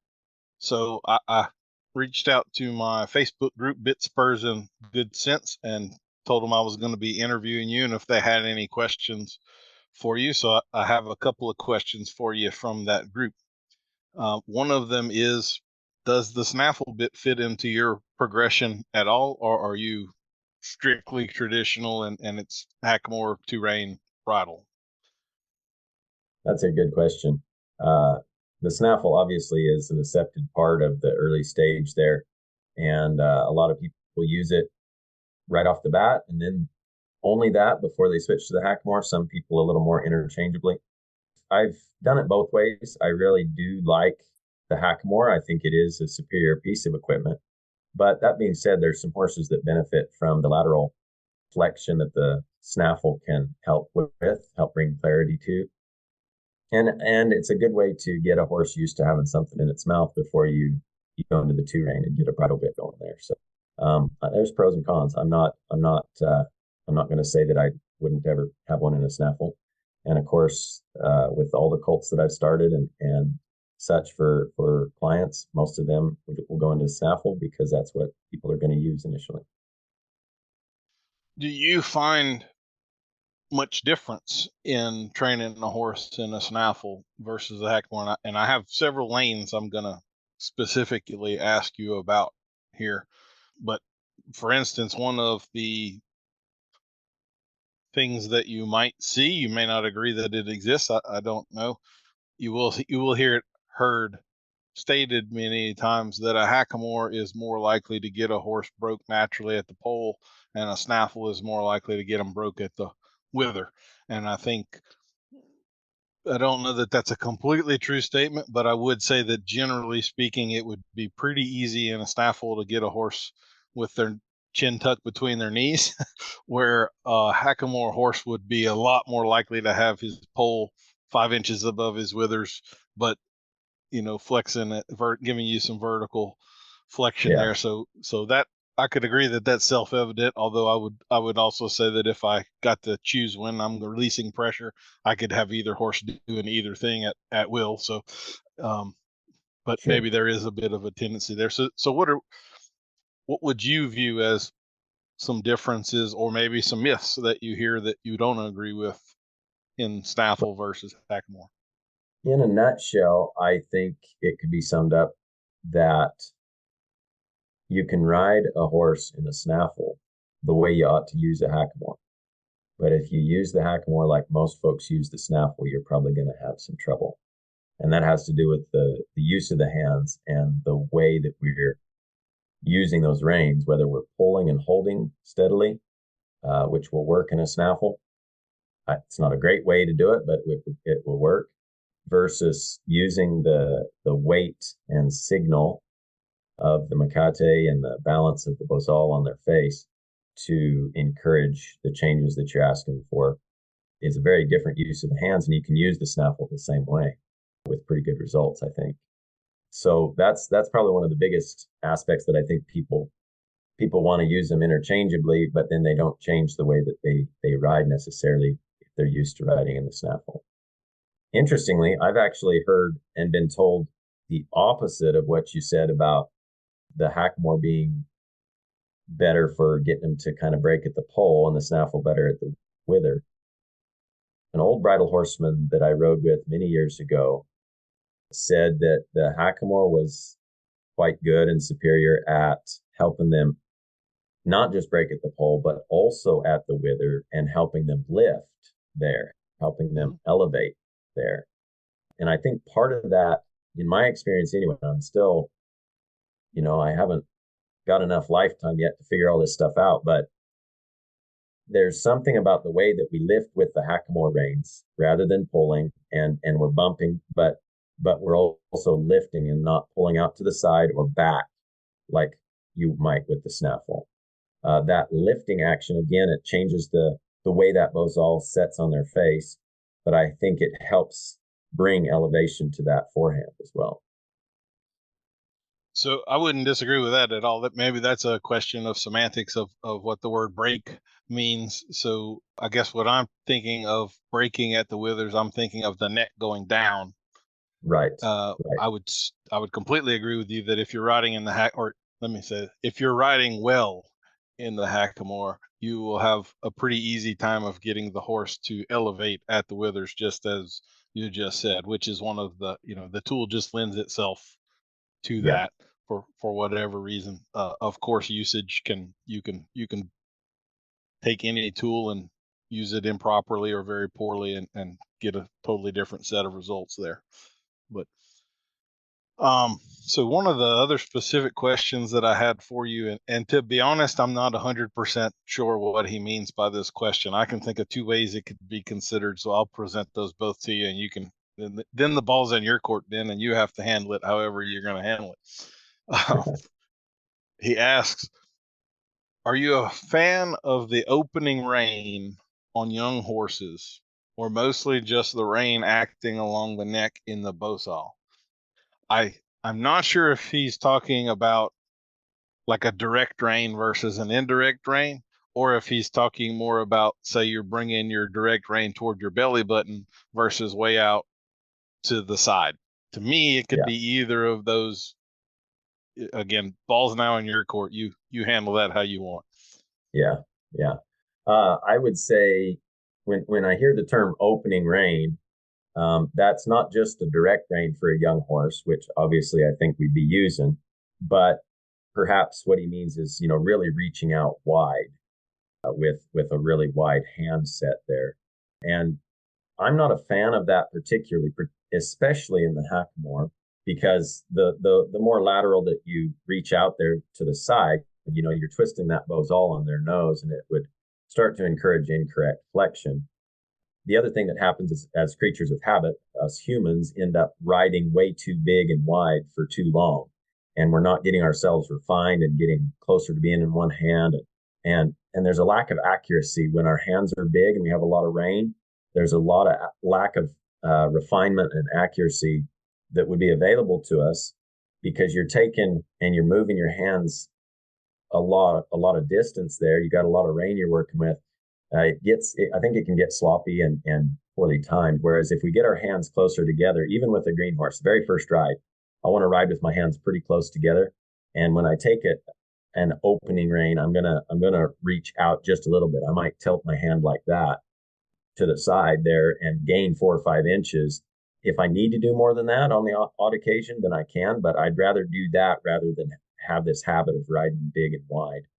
For the first few rides, I'm not going to worry about an indirect rein. I won't be necessarily laying the outside rein on their neck, but I'll transition to that pretty quick and get them feeling of that as we go along. So yeah, I'm right there with you. I think that's one of the more damaging mistakes that people make, and things I don't really hear more advanced riders talking about.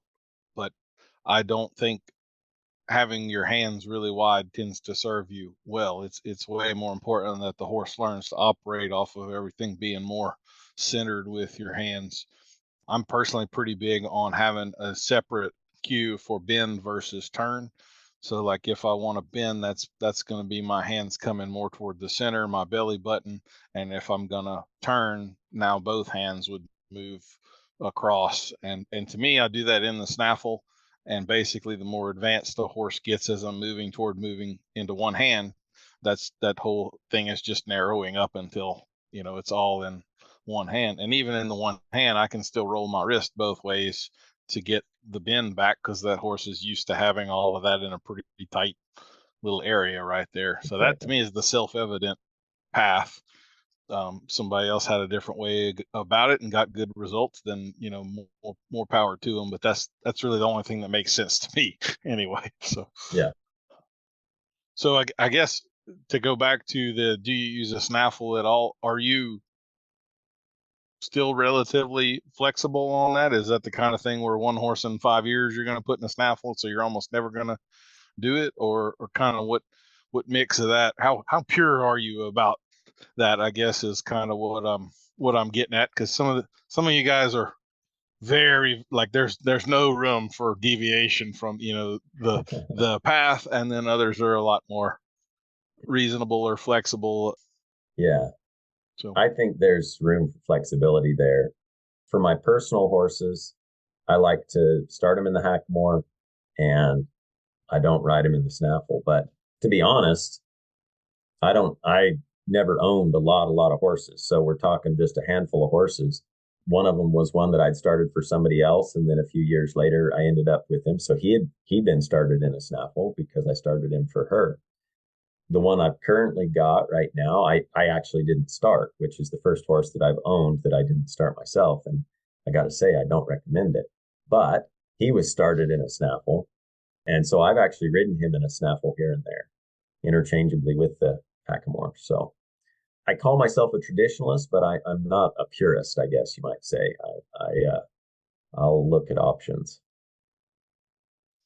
I like that. That's kind of like we were talking earlier about people romanticizing the horse. I think sometimes people romanticize traditions too. A lot of those traditions exist or were developed out of practicality, and if those people at that time had more options, they may well have deviated from what we now consider the tradition too, right? So they were just doing the best they could with what they had.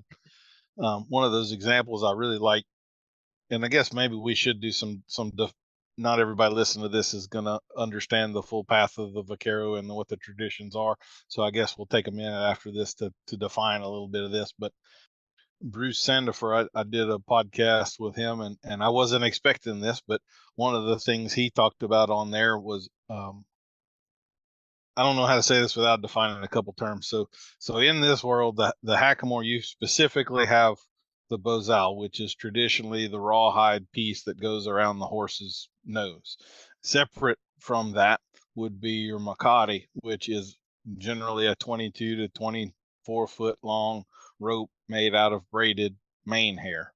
And you do not leave those tied together. So every time you're ending for the day, you untie your makati, and then the next morning you put it back on.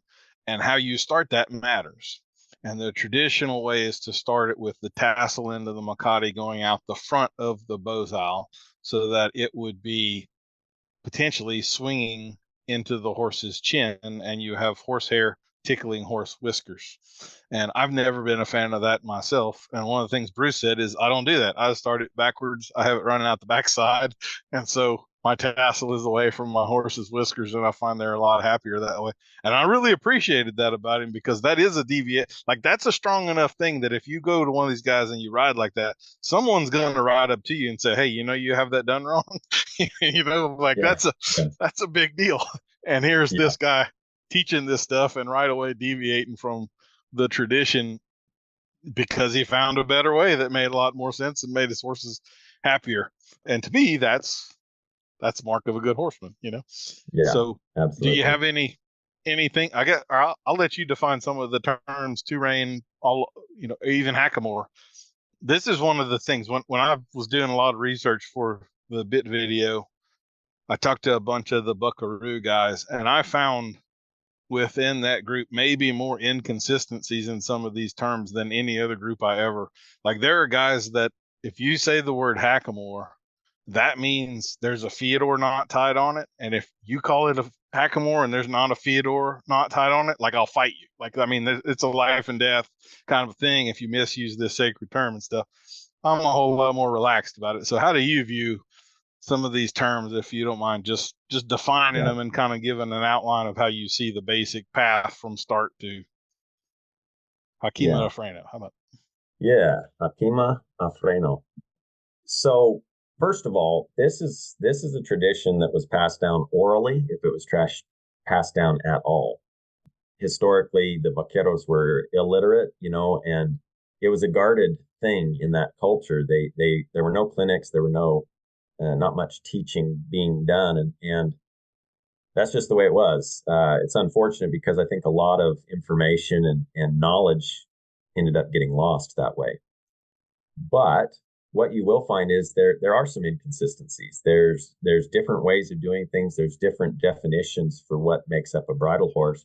And that's one reason why, is because it was very much passed down orally. Very few things were written about it until close to the mid-1900s. Luis Ortega and Ed Connell being two that began to document something about the use of these tools and the type of horses that were being developed. But for instance, there's 2 or 3 different ways to tie a hackamore, tie that macate on the bozal and make a hackamore. And that word hackamore comes from the Spanish word hakima. And so there's no one right way, I guess. And for some folks, I guess they just need to realize that that's the history that we have to work with, and that there's a broad idea of the traditions and kind of what we're aiming for. But there are some differences, and there's some things. Some guys, a lot of buckaroos won't untie their bozals. They don't do it. Drier climate in Nevada, that changes things. Pretty standard sized horse heads, so you're not worrying about how many wraps you're taking to fit it specifically to maybe very different sized horses. Those sorts of things might dictate that, you just don't untie it. So anyway, I untie mine, and I tie it the way that Richard Caldwell taught me all those years ago, which is different than the way Martin Black ties his, so there's just differerences. But the hackamore stage is the initial stage. We can start a horse in a hackamore. It's a 2-handed tool that transitions into a 1-handed neck reining tool. Like we talked about before, it I think is superior for a green horse and for establishing really, really good intuitively vertical flexion and a softening of the pole that obviously should result in suppleness of the spine, resulting in the type of athletic maneuverability and movement that we're looking for. Again, just a piece of the overall picture there, of course. But the hackamore stage, I think, is developing that young horse into the foundations of everything that you want to have working, and pretty much getting into one hand. You don't have to be exclusively in one hand, because the 2-rein stage enables you the opportunity to go back and forth and be in one hand or 2 hands. So for some people, that's pretty basic. Maybe they just want walk, trot, lope, turn on the hind, turn on the fore, back up, maybe enough lateral movement to open a gate, those sorts of things. Other people want to do much more than that. They want to get shoulders in, shoulders out, haunches in, haunches out, half pass, the whole, start to develop a lot more stuff going on there. But at any rate, the 2-rein stage is your second stage. You might be in the hackamore a year. You might be in the hackamore 2-3 years. It depends on the amount of riding, quality of riding, the time spent, the type of horse, their ability. But the 2-rein stage follows that, and it might be 6 months. It might be maybe a couple years, but you've got the bridle on now. You've introduced them to a bridle bit. You might be experimenting with different mouthpieces to see what fits in their mouth and what they're happy with. There's a lot that goes into that, but you've got 2 sets of reins, hence the name 2-rein, and you'll use those reins together a lot of the time as they get used to carrying that bridle and you're ready to pick up the Romal reins. Then you're going to use those reins together, or if things get a little quick or technical, then you might put the bridle reins down and just work back on the smaller set of Bozal reins that you have underneath that bridle. And so you're slowly transitioning all those signals over to your bridle reins. And of course, all along the way, the signal and balance that you've established with your hackamore, the bridle works very much the same way, and you're riding the same way. So it's more about your seat and legs really than your hands anyway. And then at some point you might put the Bozal reins down, and now you're just riding in the bridle reins, and you're seeing what you can get done and what extent you can take that to, moving towards your third and final stage of being straight up in the bridle, usually with an under bridle underneath so that you can lead them if you need to with a little get down rope. You won't be leading them from the bridle reins if you're taking them over their head or anything like that. So at any point through that process, there's no shame or hesitation to go back a step and fix things up. The Vaquero philosophy is very much take the time it takes and develop the best horse that we know how to develop. And so in the old days at the fiestas, the Vaqueros would be showing off for the señoritas and running a cow down or what have you. And they would tie their bridle reins on with a strand or 2 of horsehair. And if things got too quick or their hands got too heavy and they broke that horsehair, that was not good enough. And they'd go back to the 2-rein, or they'd go back to the hackamore and they'd fix some things up and spend some time getting that horse softer and lighter and more responsive. And so I think that's a cool thing about this tradition, is taking the time it takes and being willing to take a step back and say, all right, we need to work on something here. We're not just going to progress forward regardless, or be stuck up here where we really aren't ready to be. So in your typical progression, when you're going to first put a bridle bit in their mouth, and I guess it's just noteworthy to say here that with some of these horses, if they've done things super traditionally, the bridle bit is going to be the first bit ever in that horse's mouth, unless you have done some time in a snaffle, which may or may not have happened. But do you have a go-to particular style of bit? Like, are you starting with a half breed or something like that, or are you straight bar bit no matter what, or do you go to some more maybe what you'd call Texas style bits with tongue relief or things like that ever? Or what's your view on that stuff? That's a really good question. And of course, a lot of it boils down to what you have and what you can afford and what you can try. So I think I've got 3 straight bar bits that are lower ported. I've got a half breed, I've got a frog mouthpiece, and then a Salinas. And so I'll usually start with one of those before I would put a spade in initially.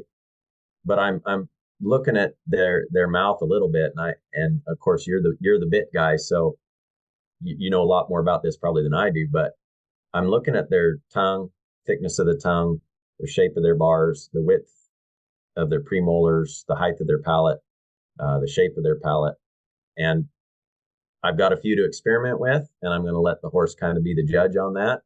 Let him initially, so I'll take the reins off and I'll just put the headstall on and let him stand there in a pen, not asking him to do anything but get used to that bit and see if he can pick it up and learn to carry it and hold it and get quieter in his mouth. And I'll do that 2 or 3 times before I put those reins on and start to ride him a little bit. But again, using the majority of the Bozal reins. So I take take a bit of time through that progression and kind of see what he thinks and get his tongue starting to strengthen up to pick that bit up and carry it correctly. How about I'm going to throw one of these big abstract questions to you now, but what does making a bridle horse mean to you? What would you define a bridle horse as in the end? Not that there's an end necessarily, but when you've kind of gotten to that level that you'd say that in public, this is my bridle horse. So I want a horse that is versatile. I want him. I like a sensitive horse that's got some forward, and so they've got that impulsion, and they want to go somewhere. And so we've taken that drive and combined it with some relaxation and suppleness through the spine, and now we've got some, I don't know, fairly technical maneuverability. I like our lateral movements of different kinds, both away from the bend and into the bend. And then you add that to a really savvy way of working with cattle and reading cattle and being able to be roped off of and be comfortable in various situations, from low key, slow stuff to quick, fast, and in a hurry. Whatever needs to be done. And a horse that even if he has not done something before, he's willing to give it a try, and he's got a good mind about it. I think that's what makes up a bridle horse. And as this tradition has gained some popularity over the last 10 or 20 years, I do see a tendency for some folks to rush into different stages or places with their horses and get ahead of themselves, or maybe not have those same standards as to what makes a bridle horse. In New Zealand, they used to say all the gear and no idea. And it's just human nature, isn't it? Right? There's this tendency to do that. And so I guess what I'm saying is, you'll talk with some guys who are, maybe in their 40s or 50s, and they've made dozens and dozens of bridle horses. Well, I've not made dozens and dozens of bridle horses because, number one, I don't own a lot of horses. So most of the horses, that I work with were colts and problem solving and that sort of thing. And the horses that I have owned, very few of them, I just don't think I've completed that with very many of them. So that's just my take on it. Well, for what it's worth, I think I've seen in that culture, I think I've seen a lot of horses that are pretty nice when things are going slow, that come unraveled quick when things are going fast. I think that term is maybe used a little too liberally sometimes, and we're not always looking at the complete package like it might have been represented.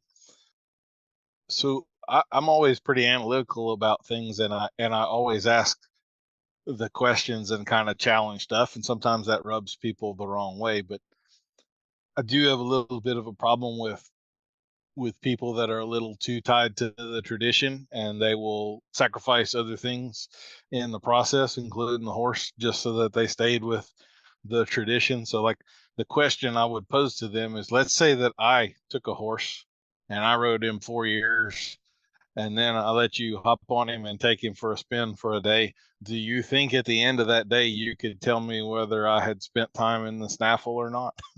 And if you can't, which you can't, does it matter that you differed from the tradition a little bit here and there to help this horse out?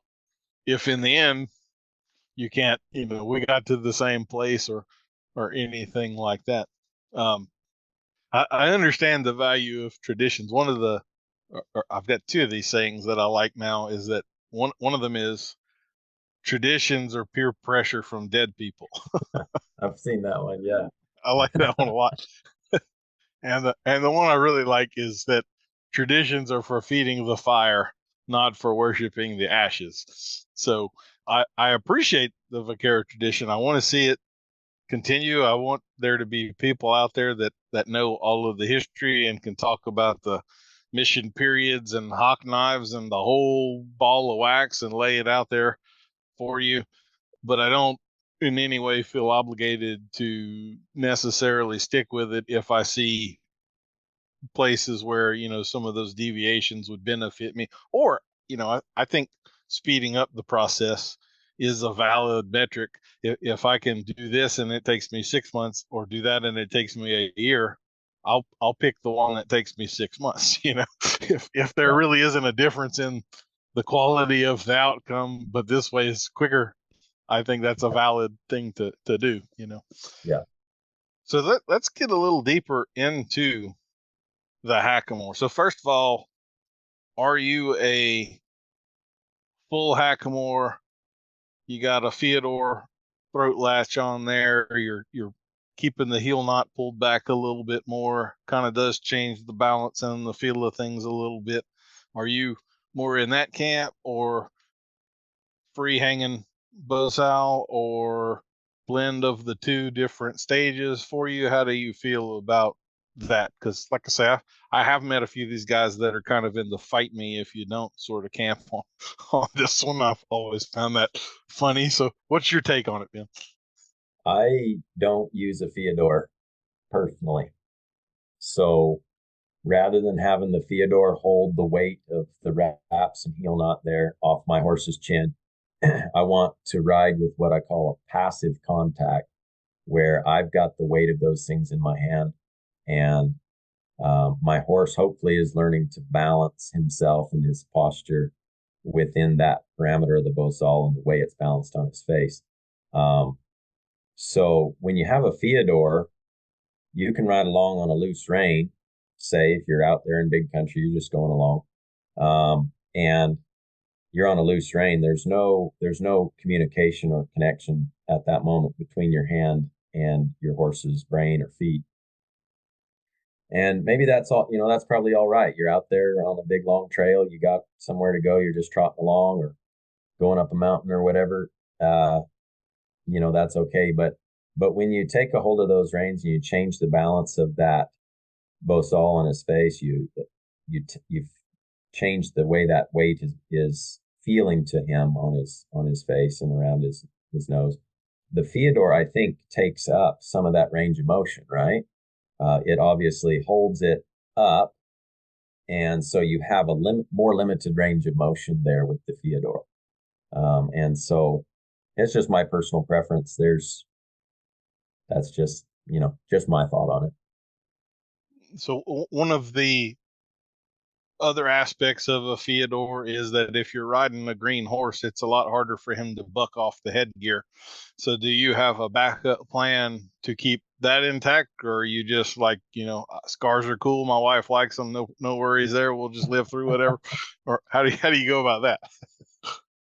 Don't get bucked off. And I tell you what, here's because I'm sure there are people listening to this that don't. So why don't you tell us what a Fyodor is and maybe explain how that literally ties in there?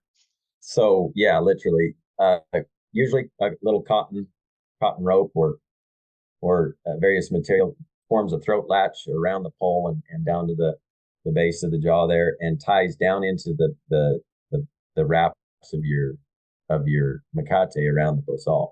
So old saying underneath the horse's chin, also where what we call the heel knot of the so it's going around like a throat latch, and then down to under the horse's jaw to the very bottom knot of the bosal. Sorry to interrupt you. I'm just trying to, again, I know there's people here that are listening that would have no reference for any of what we're talking about right now. So Sure.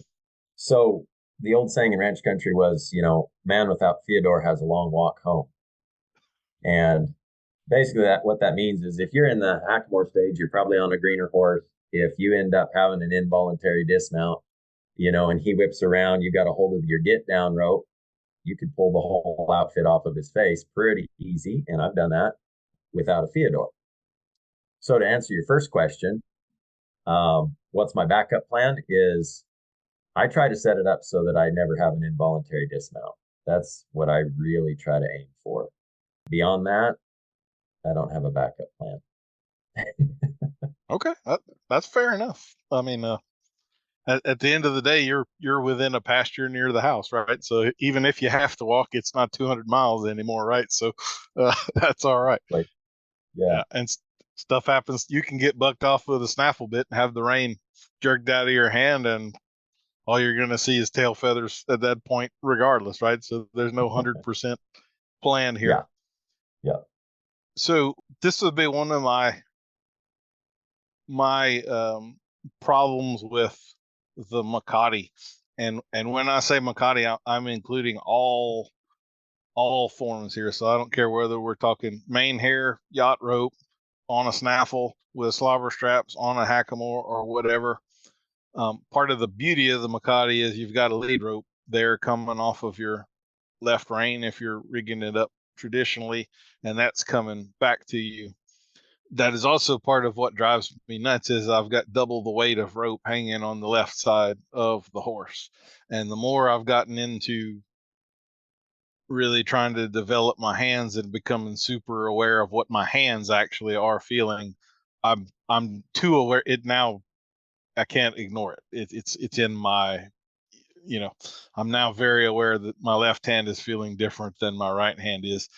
And I like that awareness. I worked very hard to develop it, so I don't want to dull myself to it. So do you have any thoughts on that? Or I know there's plenty of people that get along with them just fine. And if that's individual to me because of the weird road I've taken, then that's fine. I'm okay with that. But yeah, it's true. And it doesn't bother me.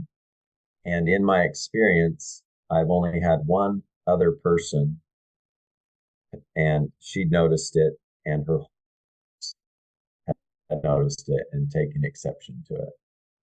Other than that, I've not seen or heard or had any problems with that. So I think it's an interesting thing to note, and I'm not sure what you're going to do about that, but everybody else seems to be doing okay as far as I know. Yeah. And look, I allow that if all of these people riding with it can not notice it, then it's fine that most of the horses probably also get used to it and don't notice it or don't respond Right. to it. I would say that I've seen a lot of these types of horses that are not completely balanced in terms of symmetry. So I do think it's pretty common if you're really splitting hairs and looking at things closely that a lot of these horses are a little left side dominant. They kind of ride around a little more cupped that way.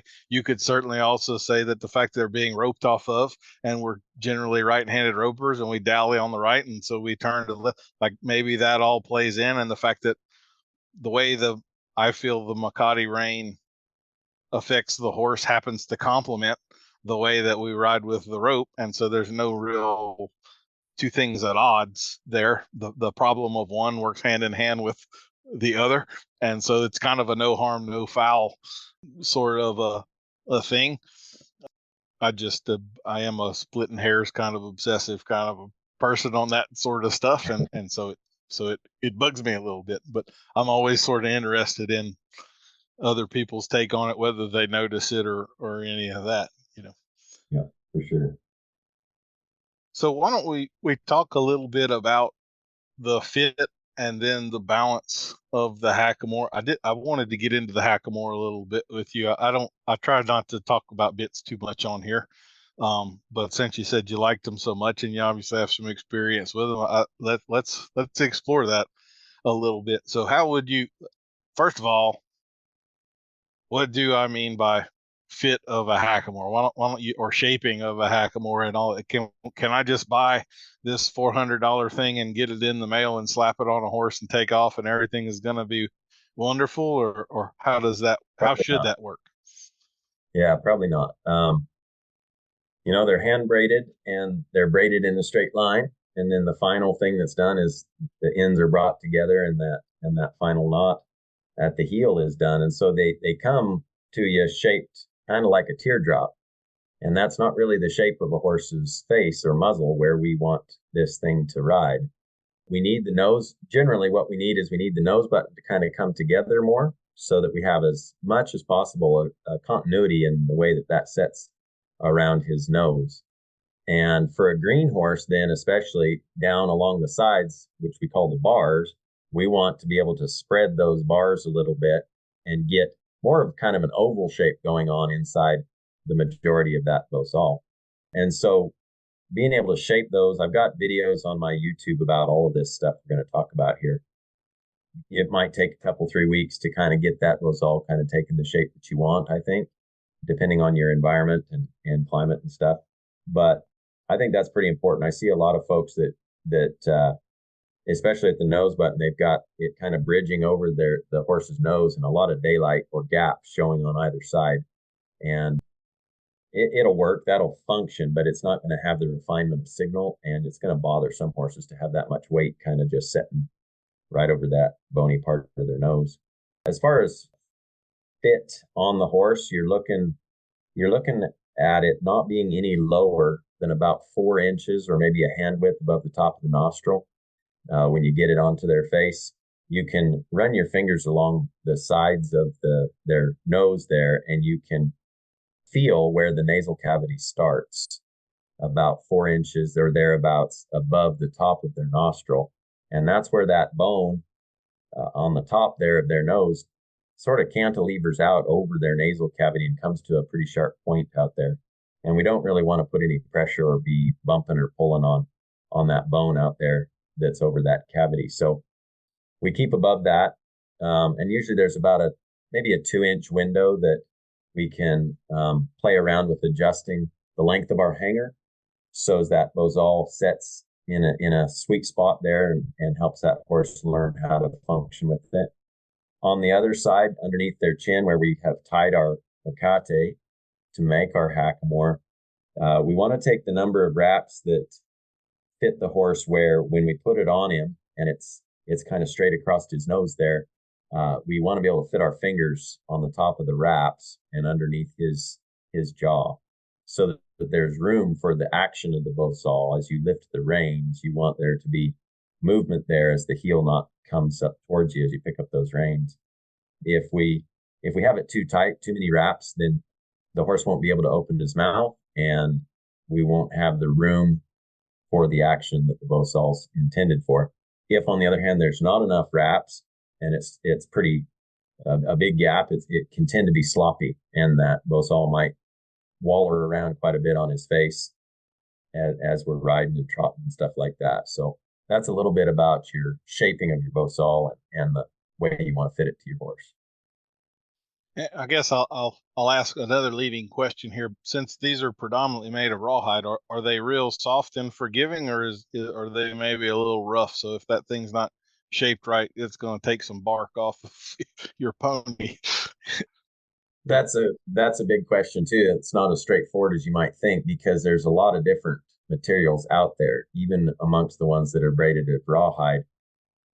The question you'd ask then is, what is the core made of? And traditionally, the good ones should have a rawhide core as well. But even that might be different depending on whether it's twisted, whether it's 2 strands or 4 strands, whether it's a braided 4-strand, or different types of cores are going to have a different spring or life to them. And then your cheaper ones might have, a garden hose for a core, or no core, or a steel cable for a core. And those are going to have a vast variance in the way they feel and the way they're going to operate. You want one with some life and some spring to it. And I think a little bit of rigidity, but flexibility. If it's as floppy as a dish rag, you may as well just ride in a rope halter and save your money. It's not going to provide any more clarity or refinement of signal than your rope halter. But if it's super stiff and blocky and kind of unforgiving there, it's probably going to offend quite a few horses, and you're going to have a hard time refining that down from a pretty loud kind of a signal. Yeah, I was just, since we're kind of talking about the aspects, like we could have number of strings in the braid, different sizes, and so forth. Would you talk about those a little bit too? Yeah, some of the differences. Absolutely. So, traditionally, a lot of times they would get started in a 3/4 inch or even an inch bosal, and what we're talking about there is the diameter of the bar is what's being measured. And you might, in a real basic one, you might have 4 strands on the side, 6 on the nose button, or plate count is also called, and the number of strings that were braided basically to do do the bosal. The fewer the plate count, the thicker the strings, and oftentimes kind of the rougher the surface area of that bosal is going to be. Some horses will get along fine with it. Others, your more thin-skinned types, you might rub some bark off of them there a little bit. A lot of that has to do, we're trying to avoid doing that, and a lot of it has to do with the way that horse is prepared to understand how to yield and soften to the tools that you have on their face anyway. But I like at least a 12 count or a 16 count plates for mine. And when you're talking plate count, you're talking the nose button. That's what they refer to it. So I start with a 5/8. Most of our domestic horses these days and better breeding and stuff, we don't need a 3/4 or a 1-inch per se with getting a horse started. And we can use the 5/8 inch bosal for the majority of our hackamore stage. And that, when folks are getting into this and they want to try one and they want to transition to a hackamore, that's what I recommend that they get is a 5/8. It's the most versatile, most useful, I think, in what we're doing there. So you got plate count, that's the nose button. You've got diameter of different sizes, that's on the bar there. And so then you would have a 1/2 inch that you might go to in your final part of the hackamore stage. As you're getting ready to go into the 2-rein, you'd be riding in the 1/2 inch to check out how that horse transitions to a lighter piece of equipment where the signals are quieter. And you want each of those transitions to be as seamless as possible as we go through that progression that we talked about earlier. The smaller bosals still, you'll use like a 3/8 or so to go under the bridle in your 2-rein. And then if you do use an under bridle in your straight up bridle phase, just for a get down rope so that you can lead from the ground again, it's often either your 3/8 or maybe a 1/4 inch bosalita. And then now I think we've kind of defined terms and painted the picture. So now would you explain a little bit more what you mean by balance of the hackamore, and maybe a little bit about the hanger and how, I mean, it would seem that the hanger is generally just this piece of leather cordage. And so what part of the picture is that? But maybe it's a little bigger part of the picture than we would think. So your thoughts on that? Yeah. So first of all, the balance or the action of the bosal. First, when you pick up the reins, if you pick up both reins as you're getting ready to depart, you're getting ready to ride, you pick up the weight of the wraps in your macate and that heel knot, and the main hair macate. I like the main hair anyway. It brushes the horse's neck, and he can feel that as a signal. And the weight changes down below his chin as a signal. And then one reason we want that nose button resting across his nose there is it rotates as you pick up that heel knot. And the fulcrum point is the hanger. And so what you're wanting that horse to learn is to acknowledge your change with a change in his own posture.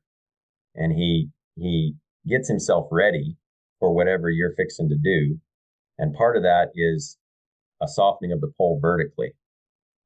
I think everything's got to be working mentally, emotionally, right, in order for the physical thing to work. But he can prepare himself and he can feel you better if he's supple and he's soft than if he's braced or distracted. And so the vertical flexion, I think, is one aspect where the hackamore is superior in the way that it functions, and it uses those signals to encourage the horse really in an intuitive way to adjust the posture of his frame within the parameters of that bosal.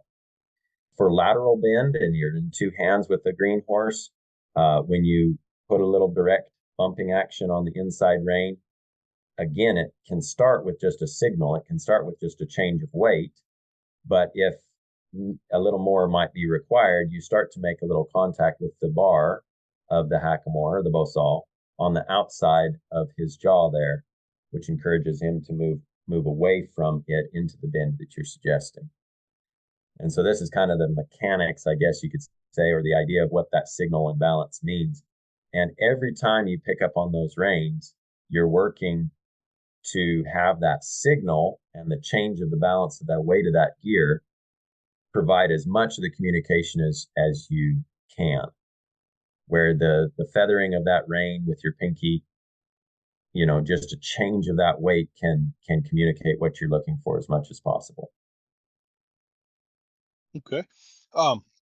There's a couple of statements I want to make here, and you feel free to correct me or jump in however you like, but I'm just trying to bring this full circle. So as we talked about now, how the hackamore should balance, if the fit isn't correct, that's not actually going to work out. Is that fair to say? Like if and that could mean a couple of different things. One is if the bars underneath the horse's jaw are too narrow and they're pinching, then it's not going to swing freely as it should. If the nose button is too narrow, then that can affect this, as well as the hanger's going to come down, and that hanger could be up into the horse's eye. So sometimes you'll see a guy riding and he just has a little piece of string tied to the hanger under the horse's jaw on both sides, and all it's doing is pulling that thing out of the horse's eye. So I would actually say fitting a bit on a horse or adjusting the bridle properly is relatively simple and straightforward. I could probably teach someone to do that in about 2 minutes. To me, fitting a hackamore properly is actually significantly more complicated, and you can't necessarily just like if the shaping of the bozal isn't for this horse, you cannot just snap your fingers and fix that right now. You have to. So it's more complicated and requires more knowledge, even though it seems like it would be this simple tool that's hanging on the horse's head. To me, there's a lot more. Hackamores are deceptively simple is I guess part of what I'm trying to get to there. I would agree very much. I'd agree with you. And the two most common things I see, first of all, is not a nose button that's too tight, but actually a nose button that's too wide, because of the way that they come from the braiders, shaped like a teardrop. Your nose button needs to be brought together, and you can actually squeeze those things down pretty tight and wrap and tie those as you're getting that thing to take a shape, so that it comes down and has some continuity to the horse's nose there. So that's one of the most common things I see, because if it's bridging on his nose, number one, it's a pressure point there that's going to bother some horses. Number two, it's sloppy. Like it's just all over the place, right? And then the other common thing I see, and you ask about the hanger. So I really like a simple, light latigo type hanger. And a lot of people will comment and say, man, that looks close to his eye. And it is. When you're used to looking at a bridle, it's coming down the horse's cheek towards the corner of their mouth. It's going to come, 1.5 inches, 2 inches below their eye.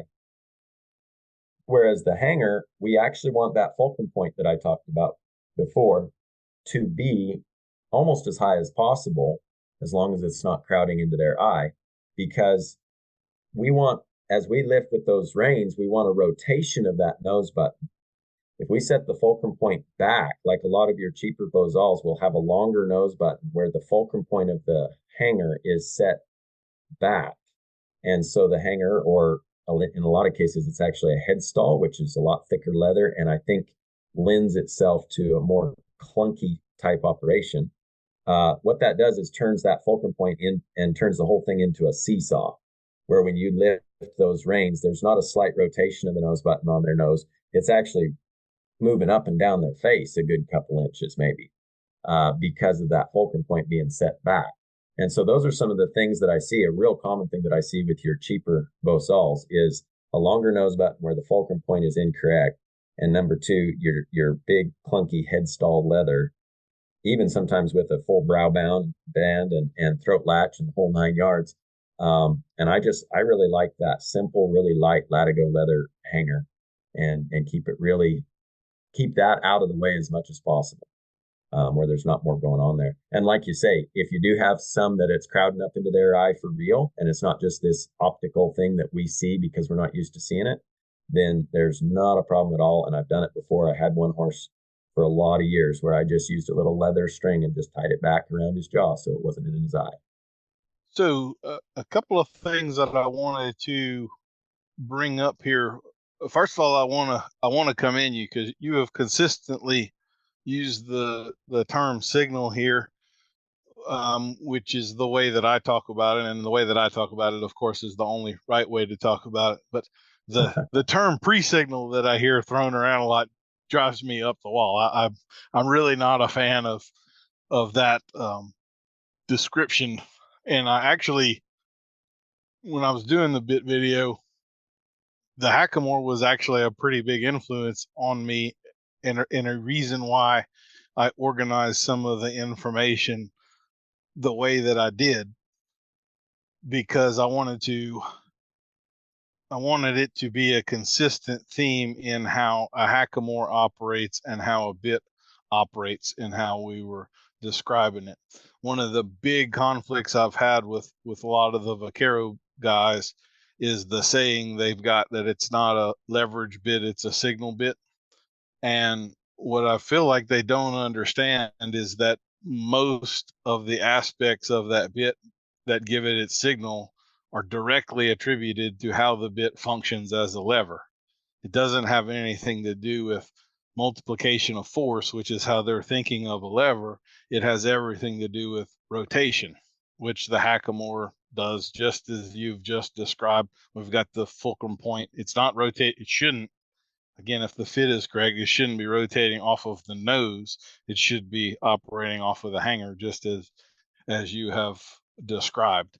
So the bit should be the same way. One of what I was talking about earlier with my hands, one of the things I think people really get wrong is what contact is.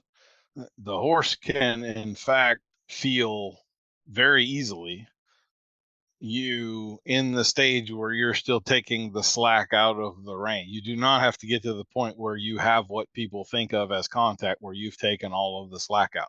So with a hackamore, if you filmed it and slowed things down, you would see the heel button moving backwards before the rein becomes tight. You are taking that weight up in a manner the horse can very clearly feel long before you've actually made straight line contact with the rein.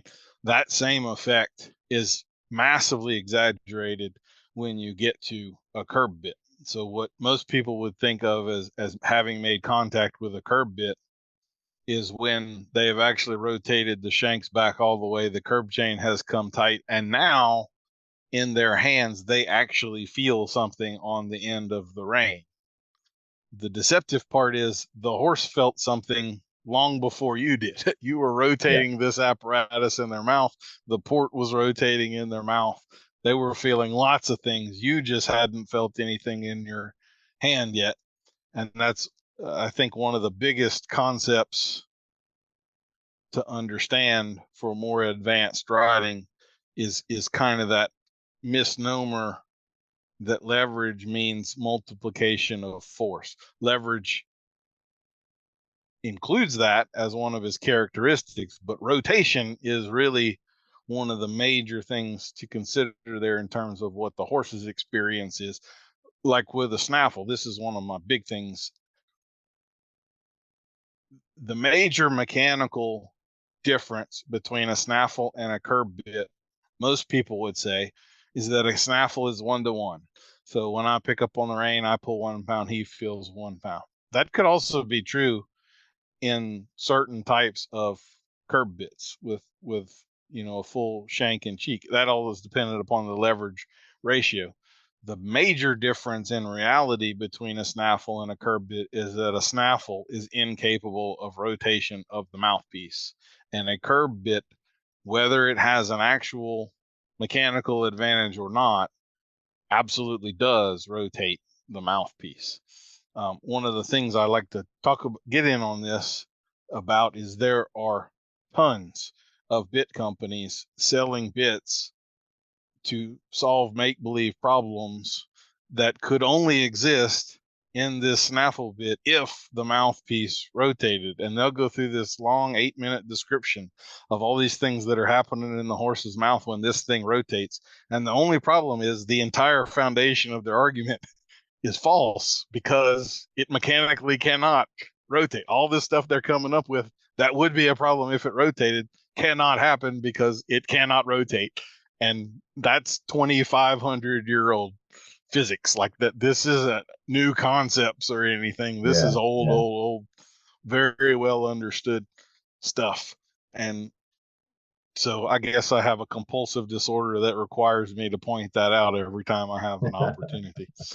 But I really like the way that you're describing the hackamore. I like the way you're using signal in that instance, because to me, it's absolutely correct. Those little movements that we may not really appreciate because we didn't get a big change in our hands doesn't mean the horse didn't get a change on his face. He absolutely felt it. And so that was signal. That wasn't pre-signal, you know, whatever that's supposed to mean anyway. And if you really want subtle communication with your horse, like that's the good stuff. All of the good subtle communication happens before your hands tell you something happened. It's all in that soft in between rotation stage. When you get to the everything stopped rotating stage, that's when we're into the numb part of the world, and the horses maybe bracing against you, and all of those other things are coming into absolutely play. So okay. Well, thank you for letting me scratch that itch. I appreciate that greatly. Why don't we talk a little bit about, I'm going to get into the hands in just a minute, how you had mentioned about you have to ride a hackamore the way you should ride a snaffle, but kind of you have this window you'll get away with in a snaffle. That I want to get into that, but maybe before we talk about that, why don't we talk about straightness? And I find this is a very commonly, from my perspective at least, misunderstood topic, because I think a lot of people have a stiff horse and they think they have a straight horse. And I do not think those two things are at all the same. And I think a lot of times the root of all of their problems is the stiffness that maybe they've encouraged, thinking what they were actually doing was encouraging straightness. So do you have any thoughts on that, or anything you'd like to get off your chest? I had my soapbox. You're more than welcome to yours. Well, I think sometimes these terms get confused because maybe different people use them in different ways. I guess straightness is not necessarily that the horse is, stiff or straight as a board or traveling in a straight line. I think they need to be straight when they're on a bend and they're going around in a circle or a turn. And so what I mean by that is supple, relaxed, flexible in movement and changes of movement or transitions, and incorrect balance. I think that straightness has to be a product of correct balance. And so, yes, they might be going straight but they need to be in balance. I mean, how many of us know that riding a straight line across an arena or a pasture, that's not as easy as it sounds, is it? You'd think, okay, I just want to go right over there and I want to go there on a straight line. Well, that's not actually as easy as it would sound. And part of that has to do with the horse's balance and their strength to maintain or regain balance within transitions. And so to me, straightness it's almost a bit of it's a confusing term, I think, for some people because of that. We're not talking about traveling in a straight line or that the horse is not ever on a bend of any sort. I think we're talking about the balance and the way they're carrying themselves. Okay. I took a little note here. I really particularly like this way that you phrased it. I don't know if you deserve full credit for this, or if you're taking it from someone else, but it's you said straightness is the product of correct balance. And I'm often guilty of over explaining things. I think that is a beautifully boiled down to the core of things statement right there. A deceptively simple sort of a statement that you could probably spend years unpeeling. So I really like that sentence. And I'm going to give you full credit for it, whether you know. I'm sure you're the same. Like, you just cannot remember where or who or, where it all came from. But yeah, I can't take credit for it. I'm sure of that, but I have no idea where that has evolved from. Yeah, that's fair enough. So now that we have talked about that and kind of brought up yet another aspect of what balance could mean, why don't you get into the hands and the hackamore and explain what you mean when you say that it's the way you should ride a snaffle is the way you have to ride a hackamore? What results should we expect from poor or improper riding of a hackamore? Well, it's pretty dang easy to get them leaning on your hands and heavy and maybe running off if they've got a mind to. What we tend to do without realizing it in a snaffle or a lot of other equipment is we pull and we hold, and steady pressure is often met with steady pressure. And we don't realize what we're doing mainly because we're getting what we want. The horse may go around and change their direction or come to a stop as we're using our hands in this way. But so they're doing what we think we want, but in the meantime, they're learning to lean on our hands, and we're giving them something to lean against. And this is not an ideal situation with any piece of equipment, but it's really not going to work in the hackamore, because what's maybe helping us be effective when we use a snaffle that way is probably a bit of pain compliance at a certain point. And the hackamore really doesn't have much to go in the way of pain compliance. And so if they're at all prone to get heavy or tolerant to those things and you ride that way, they are going to learn to just lean on you and be quite happy doing it. To the point where, like I say, if they kind of want to go and they've got some forward movement in mind, they might just run off with you. Mm-hmm. And that would be one of kind of the weaknesses of the hackamore, is if you try to pull them around with one rein and they're already braced up against you, good luck. That's not going to work real well for you. If they want to fight you and pull it out of your hands, they pretty well have the advantage in that situation. So, which to me reveals not a weakness in the hackamore, but a weakness in our preparation and our understanding. Yeah, you don't have that mechanical advantage to crank them around whether they want to or not anymore. So yeah.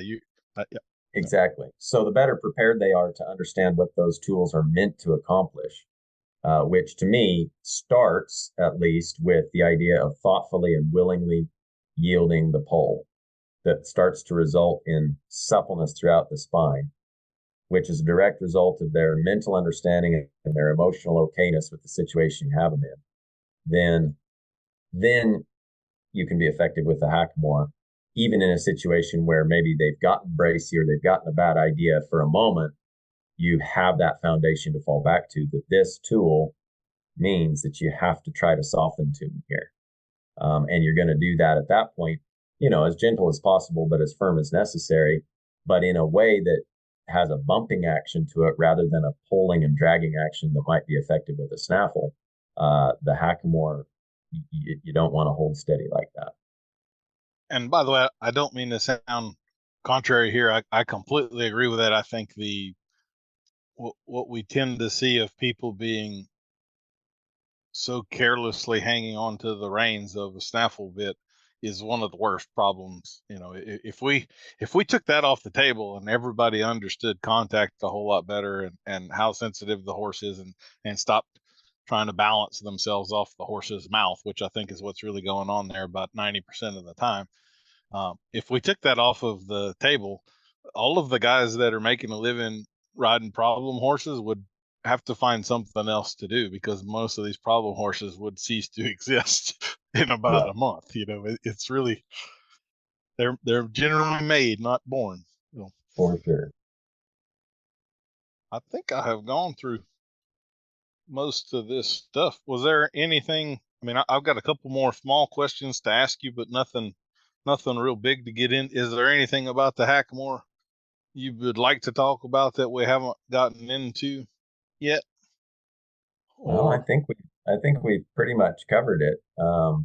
Like you say, it's a seemingly simple piece of equipment, but I think there's some pretty important aspects that can be overlooked or misunderstood or maybe not even realized. And there's there's probably a lot of information out there, more all the time, and maybe it's again one of those things that starts to be confusing for people. So, you know, I encourage folks to do their research and get a good one if you're going to get one, and learn how to use it. Really dig in there. And like I said, I've got a pretty good little series of shorts on my YouTube for that, and then I've got some videos in my video library on starting with the hackamore. So okay, and we'll of course in the show notes we'll have links to stuff. So I'll have a link to your YouTube channel and all in there, in your website, where they can go and find all of that.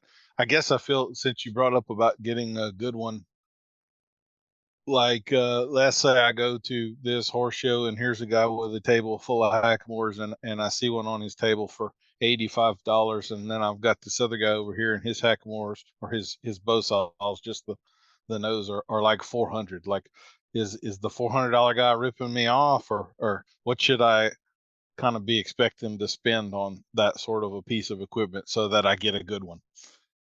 Well, without getting your hands on those and knowing what you're feeling and the questions to ask, I would just assume that the $400 guy might be a bit of an artisan. You know, he's got some knowledge about what he's making, but he's probably making some really good stuff. The $85 one, I don't think I'd touch that if I was just. You'd be a little scared of that's got a garden hose in the middle of it or something like that. Yeah, exactly. Okay. So I don't know, maybe minimum of $200, I'd say, for a pretty nice bow saw. You can certainly spend a lot more than that, but I don't think it's necessary for most folks.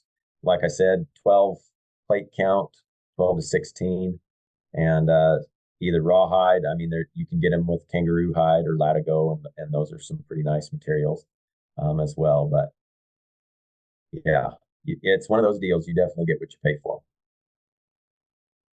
And then what about Macatis? Do you have any advice for anybody on that if they're looking to buy a Macati? Because again, you could probably find one on eBay for like $40, and then you might find some others that are 180 or whatever. So should the $40 one be a red flag or what? Probably so. I mean, even if they're secondhand and they're nice, if most people know what they've got, and there's going to be the price tag attached. If it's used, it'll be cheaper than a new one, but going to be more than 40 for something that's decent. You got the mane hair, which is pretty traditional. Some of them are tail hair, which is also an option. It's a little bit coarser, a little rougher, usually stays more prickly. But it's an option. I like the mane hair. A good yacht line or nylon heavy type of rope is a pretty good option for wetter climates or mud or those sorts of things too. And then of course you got mohair and alpaca, and we've got a student there in New Zealand who has been making them out of sheep wool for a lot of years, and she does a pretty nice job. So there's quite a few different options with that. I like the weight of the mane hair or a good nylon yacht line type deal. I think the weight's a big part, like we talked about, of your signal and the way that balances and stuff. So, and then some of the other natural fibers have a little bit of a spring to them, like just a little bit of like a bungee type feel to them. If you kind of are bumping a little firmer, it feels like there's just this little boing factor to them. And I'm not a fan of that. There's other guys that they like them just fine, but that's just my personal preference. The mane hair or such really provides signal along their neck as well. When you start getting, your hands are close anyway, like we talked, and you start lifting and bringing them across just a little, that outside rein brushes their neck, and they can feel that. When you pick up two reins as you're getting ready to depart, they feel that brush up against their neck. And it's just, to me, it's just part of that signal that's really useful.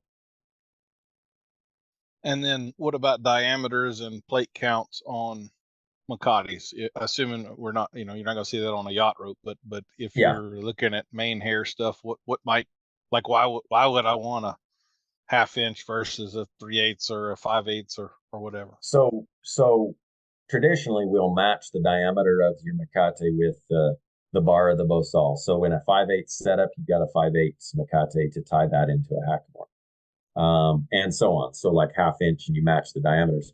I like that idea. I don't think you have to be hard and fast with it. If you're on a budget, you're your 5/8, and then you want to go to your 2 rein, and you can't get a 1/2 inch.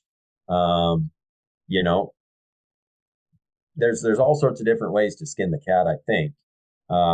But generally that's what you'll do is you match diameters. And as far as the number of twists in that Makate, you'll usually have 6 or 8.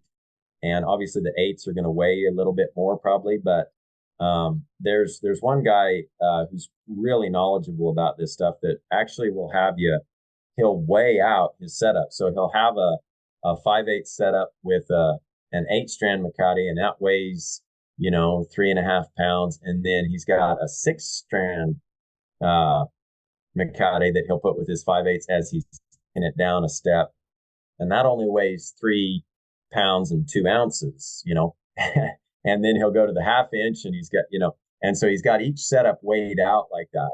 And so that, I mean, you can get pretty pedantic about this stuff too. So, for me, I don't have all the money. I don't have a lot of this stuff handed down to me. So it's like, all right, I got a 6-strand 5/8.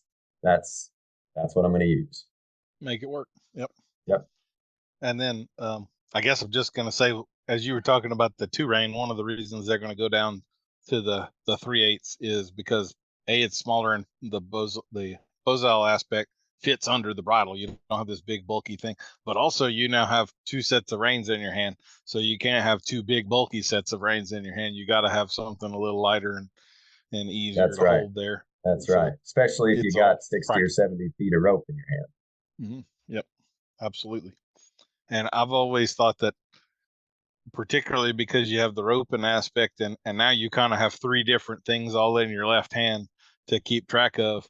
The fact that you've got rawhide and then hair, those have very different feels. So it makes it a little easier to keep track of what am I pulling on right now? What is this, right? If when you get a whole lot of things going on at one time there. What was it? I was fixing to ask you something else. Okay. Oh, okay. So, you like I are coming at a lot of this kind of from the colt starting, problem horse, cream horse side of things. And of course, one of the big signs that we get from these horses, if we're being successful, is the licking and chewing. And I do a lot of teaching about this with regard to the bit, but you can of course have licking and chewing with nothing in the horse's mouth. That's not necessarily a direct correlation. So, being a guy that rides in the hackamore a lot, do you see any differences there? Do you notice that they don't lick and chew when you have a hackamore on, for instance, or you see it just as much, or is that anything you're paying much attention to, or what? Yeah, I would definitely say that you probably don't see it as much, but what we're seeing is, I think if you got something in a young horse's mouth, you're seeing a lot of movement there that may or may not amount to what you call licking and chewing, as far as the processing and the resetting of the hypothalamus for what we're looking for. Now there's some benefit to that. At least they're not clamping their jaw down and being all tight and not breathing and those sorts of things maybe. But no, I'd say the true licking and chewing, as far as what we're looking for, you see just as much in the hackamore. Very good. All right. Well, why don't we get a little bit into some of the clinics that you've got coming up and some of the business offerings that you've got coming up. So I guess we'll do clinics first. You're fixing to start around back in New Zealand. I guess you just really like long flights. So why don't you tell us about that, and maybe tell us a little bit about what life was like in New Zealand for almost 10 years there. Is it very different? I guess you're on an island, but it's big enough maybe it doesn't feel like an island. Or I say that you were on one of the smaller islands. Is that correct? Or? Well, yeah.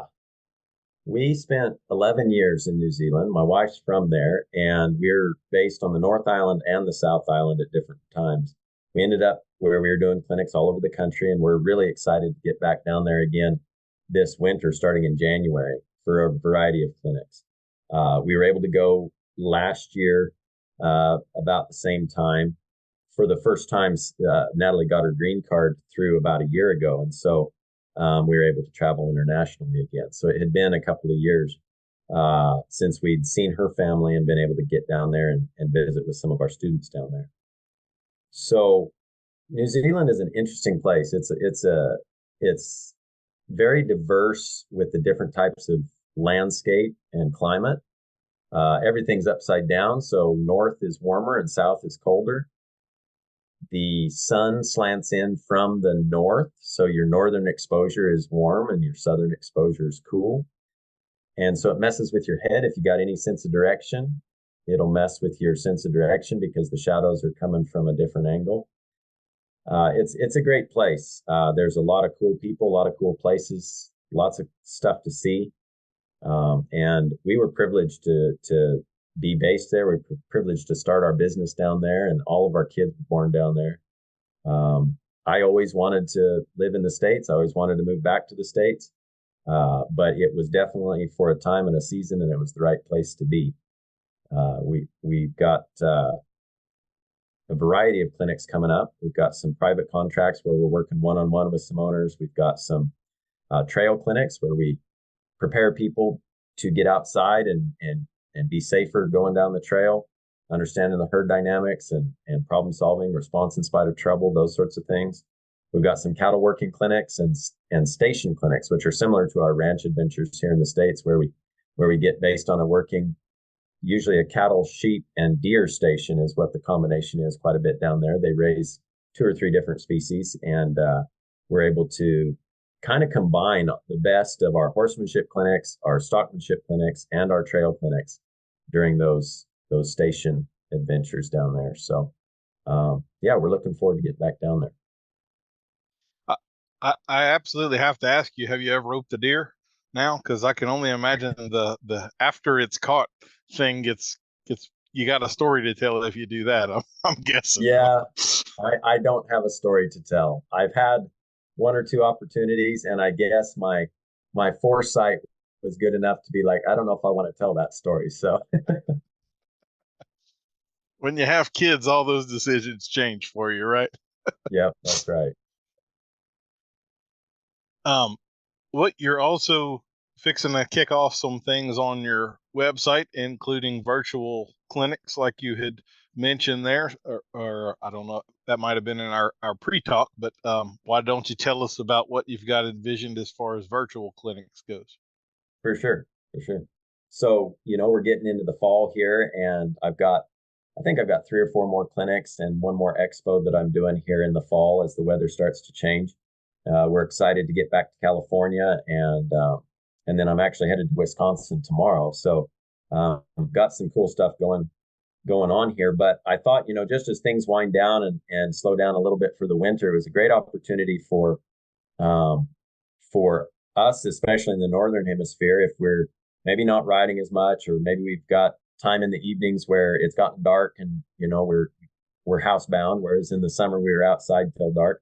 It was just an opportunity to talk some theory and kind of address some specific subjects. So I'm going to start with the first one later this month with a talk on problem solving and getting to the roots of what we think are these problems. And so we're taking questions now. We're actually getting questions sent in to us. So we've got some things to go with there, and then there will be a question and answer time during that session. But we'll talk theory around what these problems are and how they are often just symptoms of deeper issues or miscommunications, things that are going on before we realize it. And then the thing we see as a problem is really just a symptom of what was going on before that. So we're going to kind of take a deep dive on that. And as we go with these, we're going to try to do one each month through the winter. And I'll have some guests come on and join me to discuss specific subjects as we go along. So.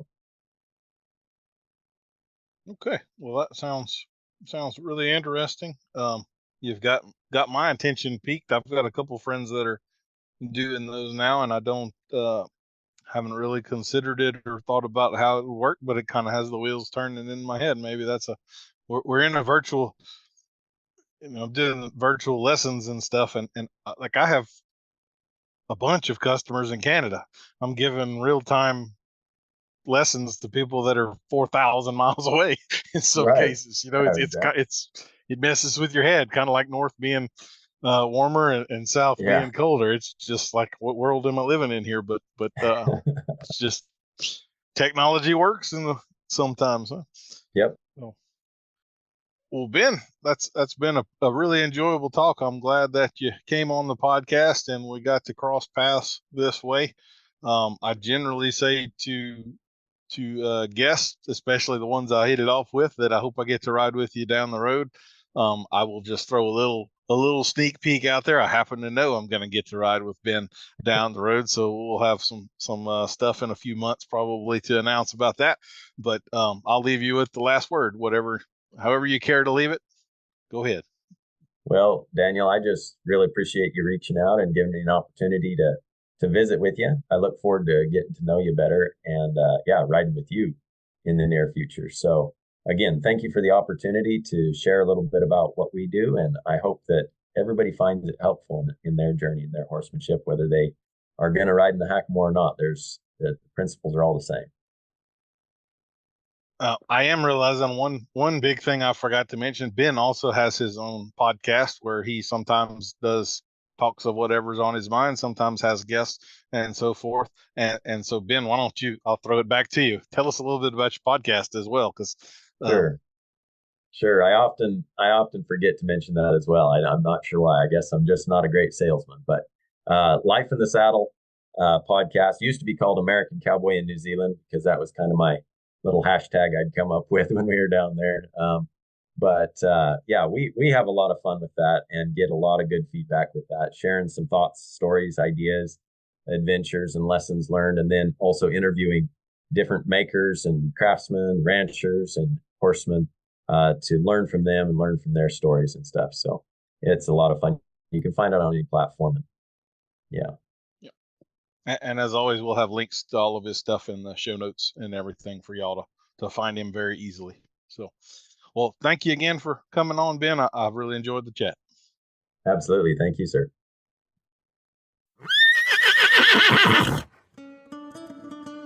We'll see you next week for another episode of Adult Onset Horsemanship. I've been your host, Daniel Dauphin.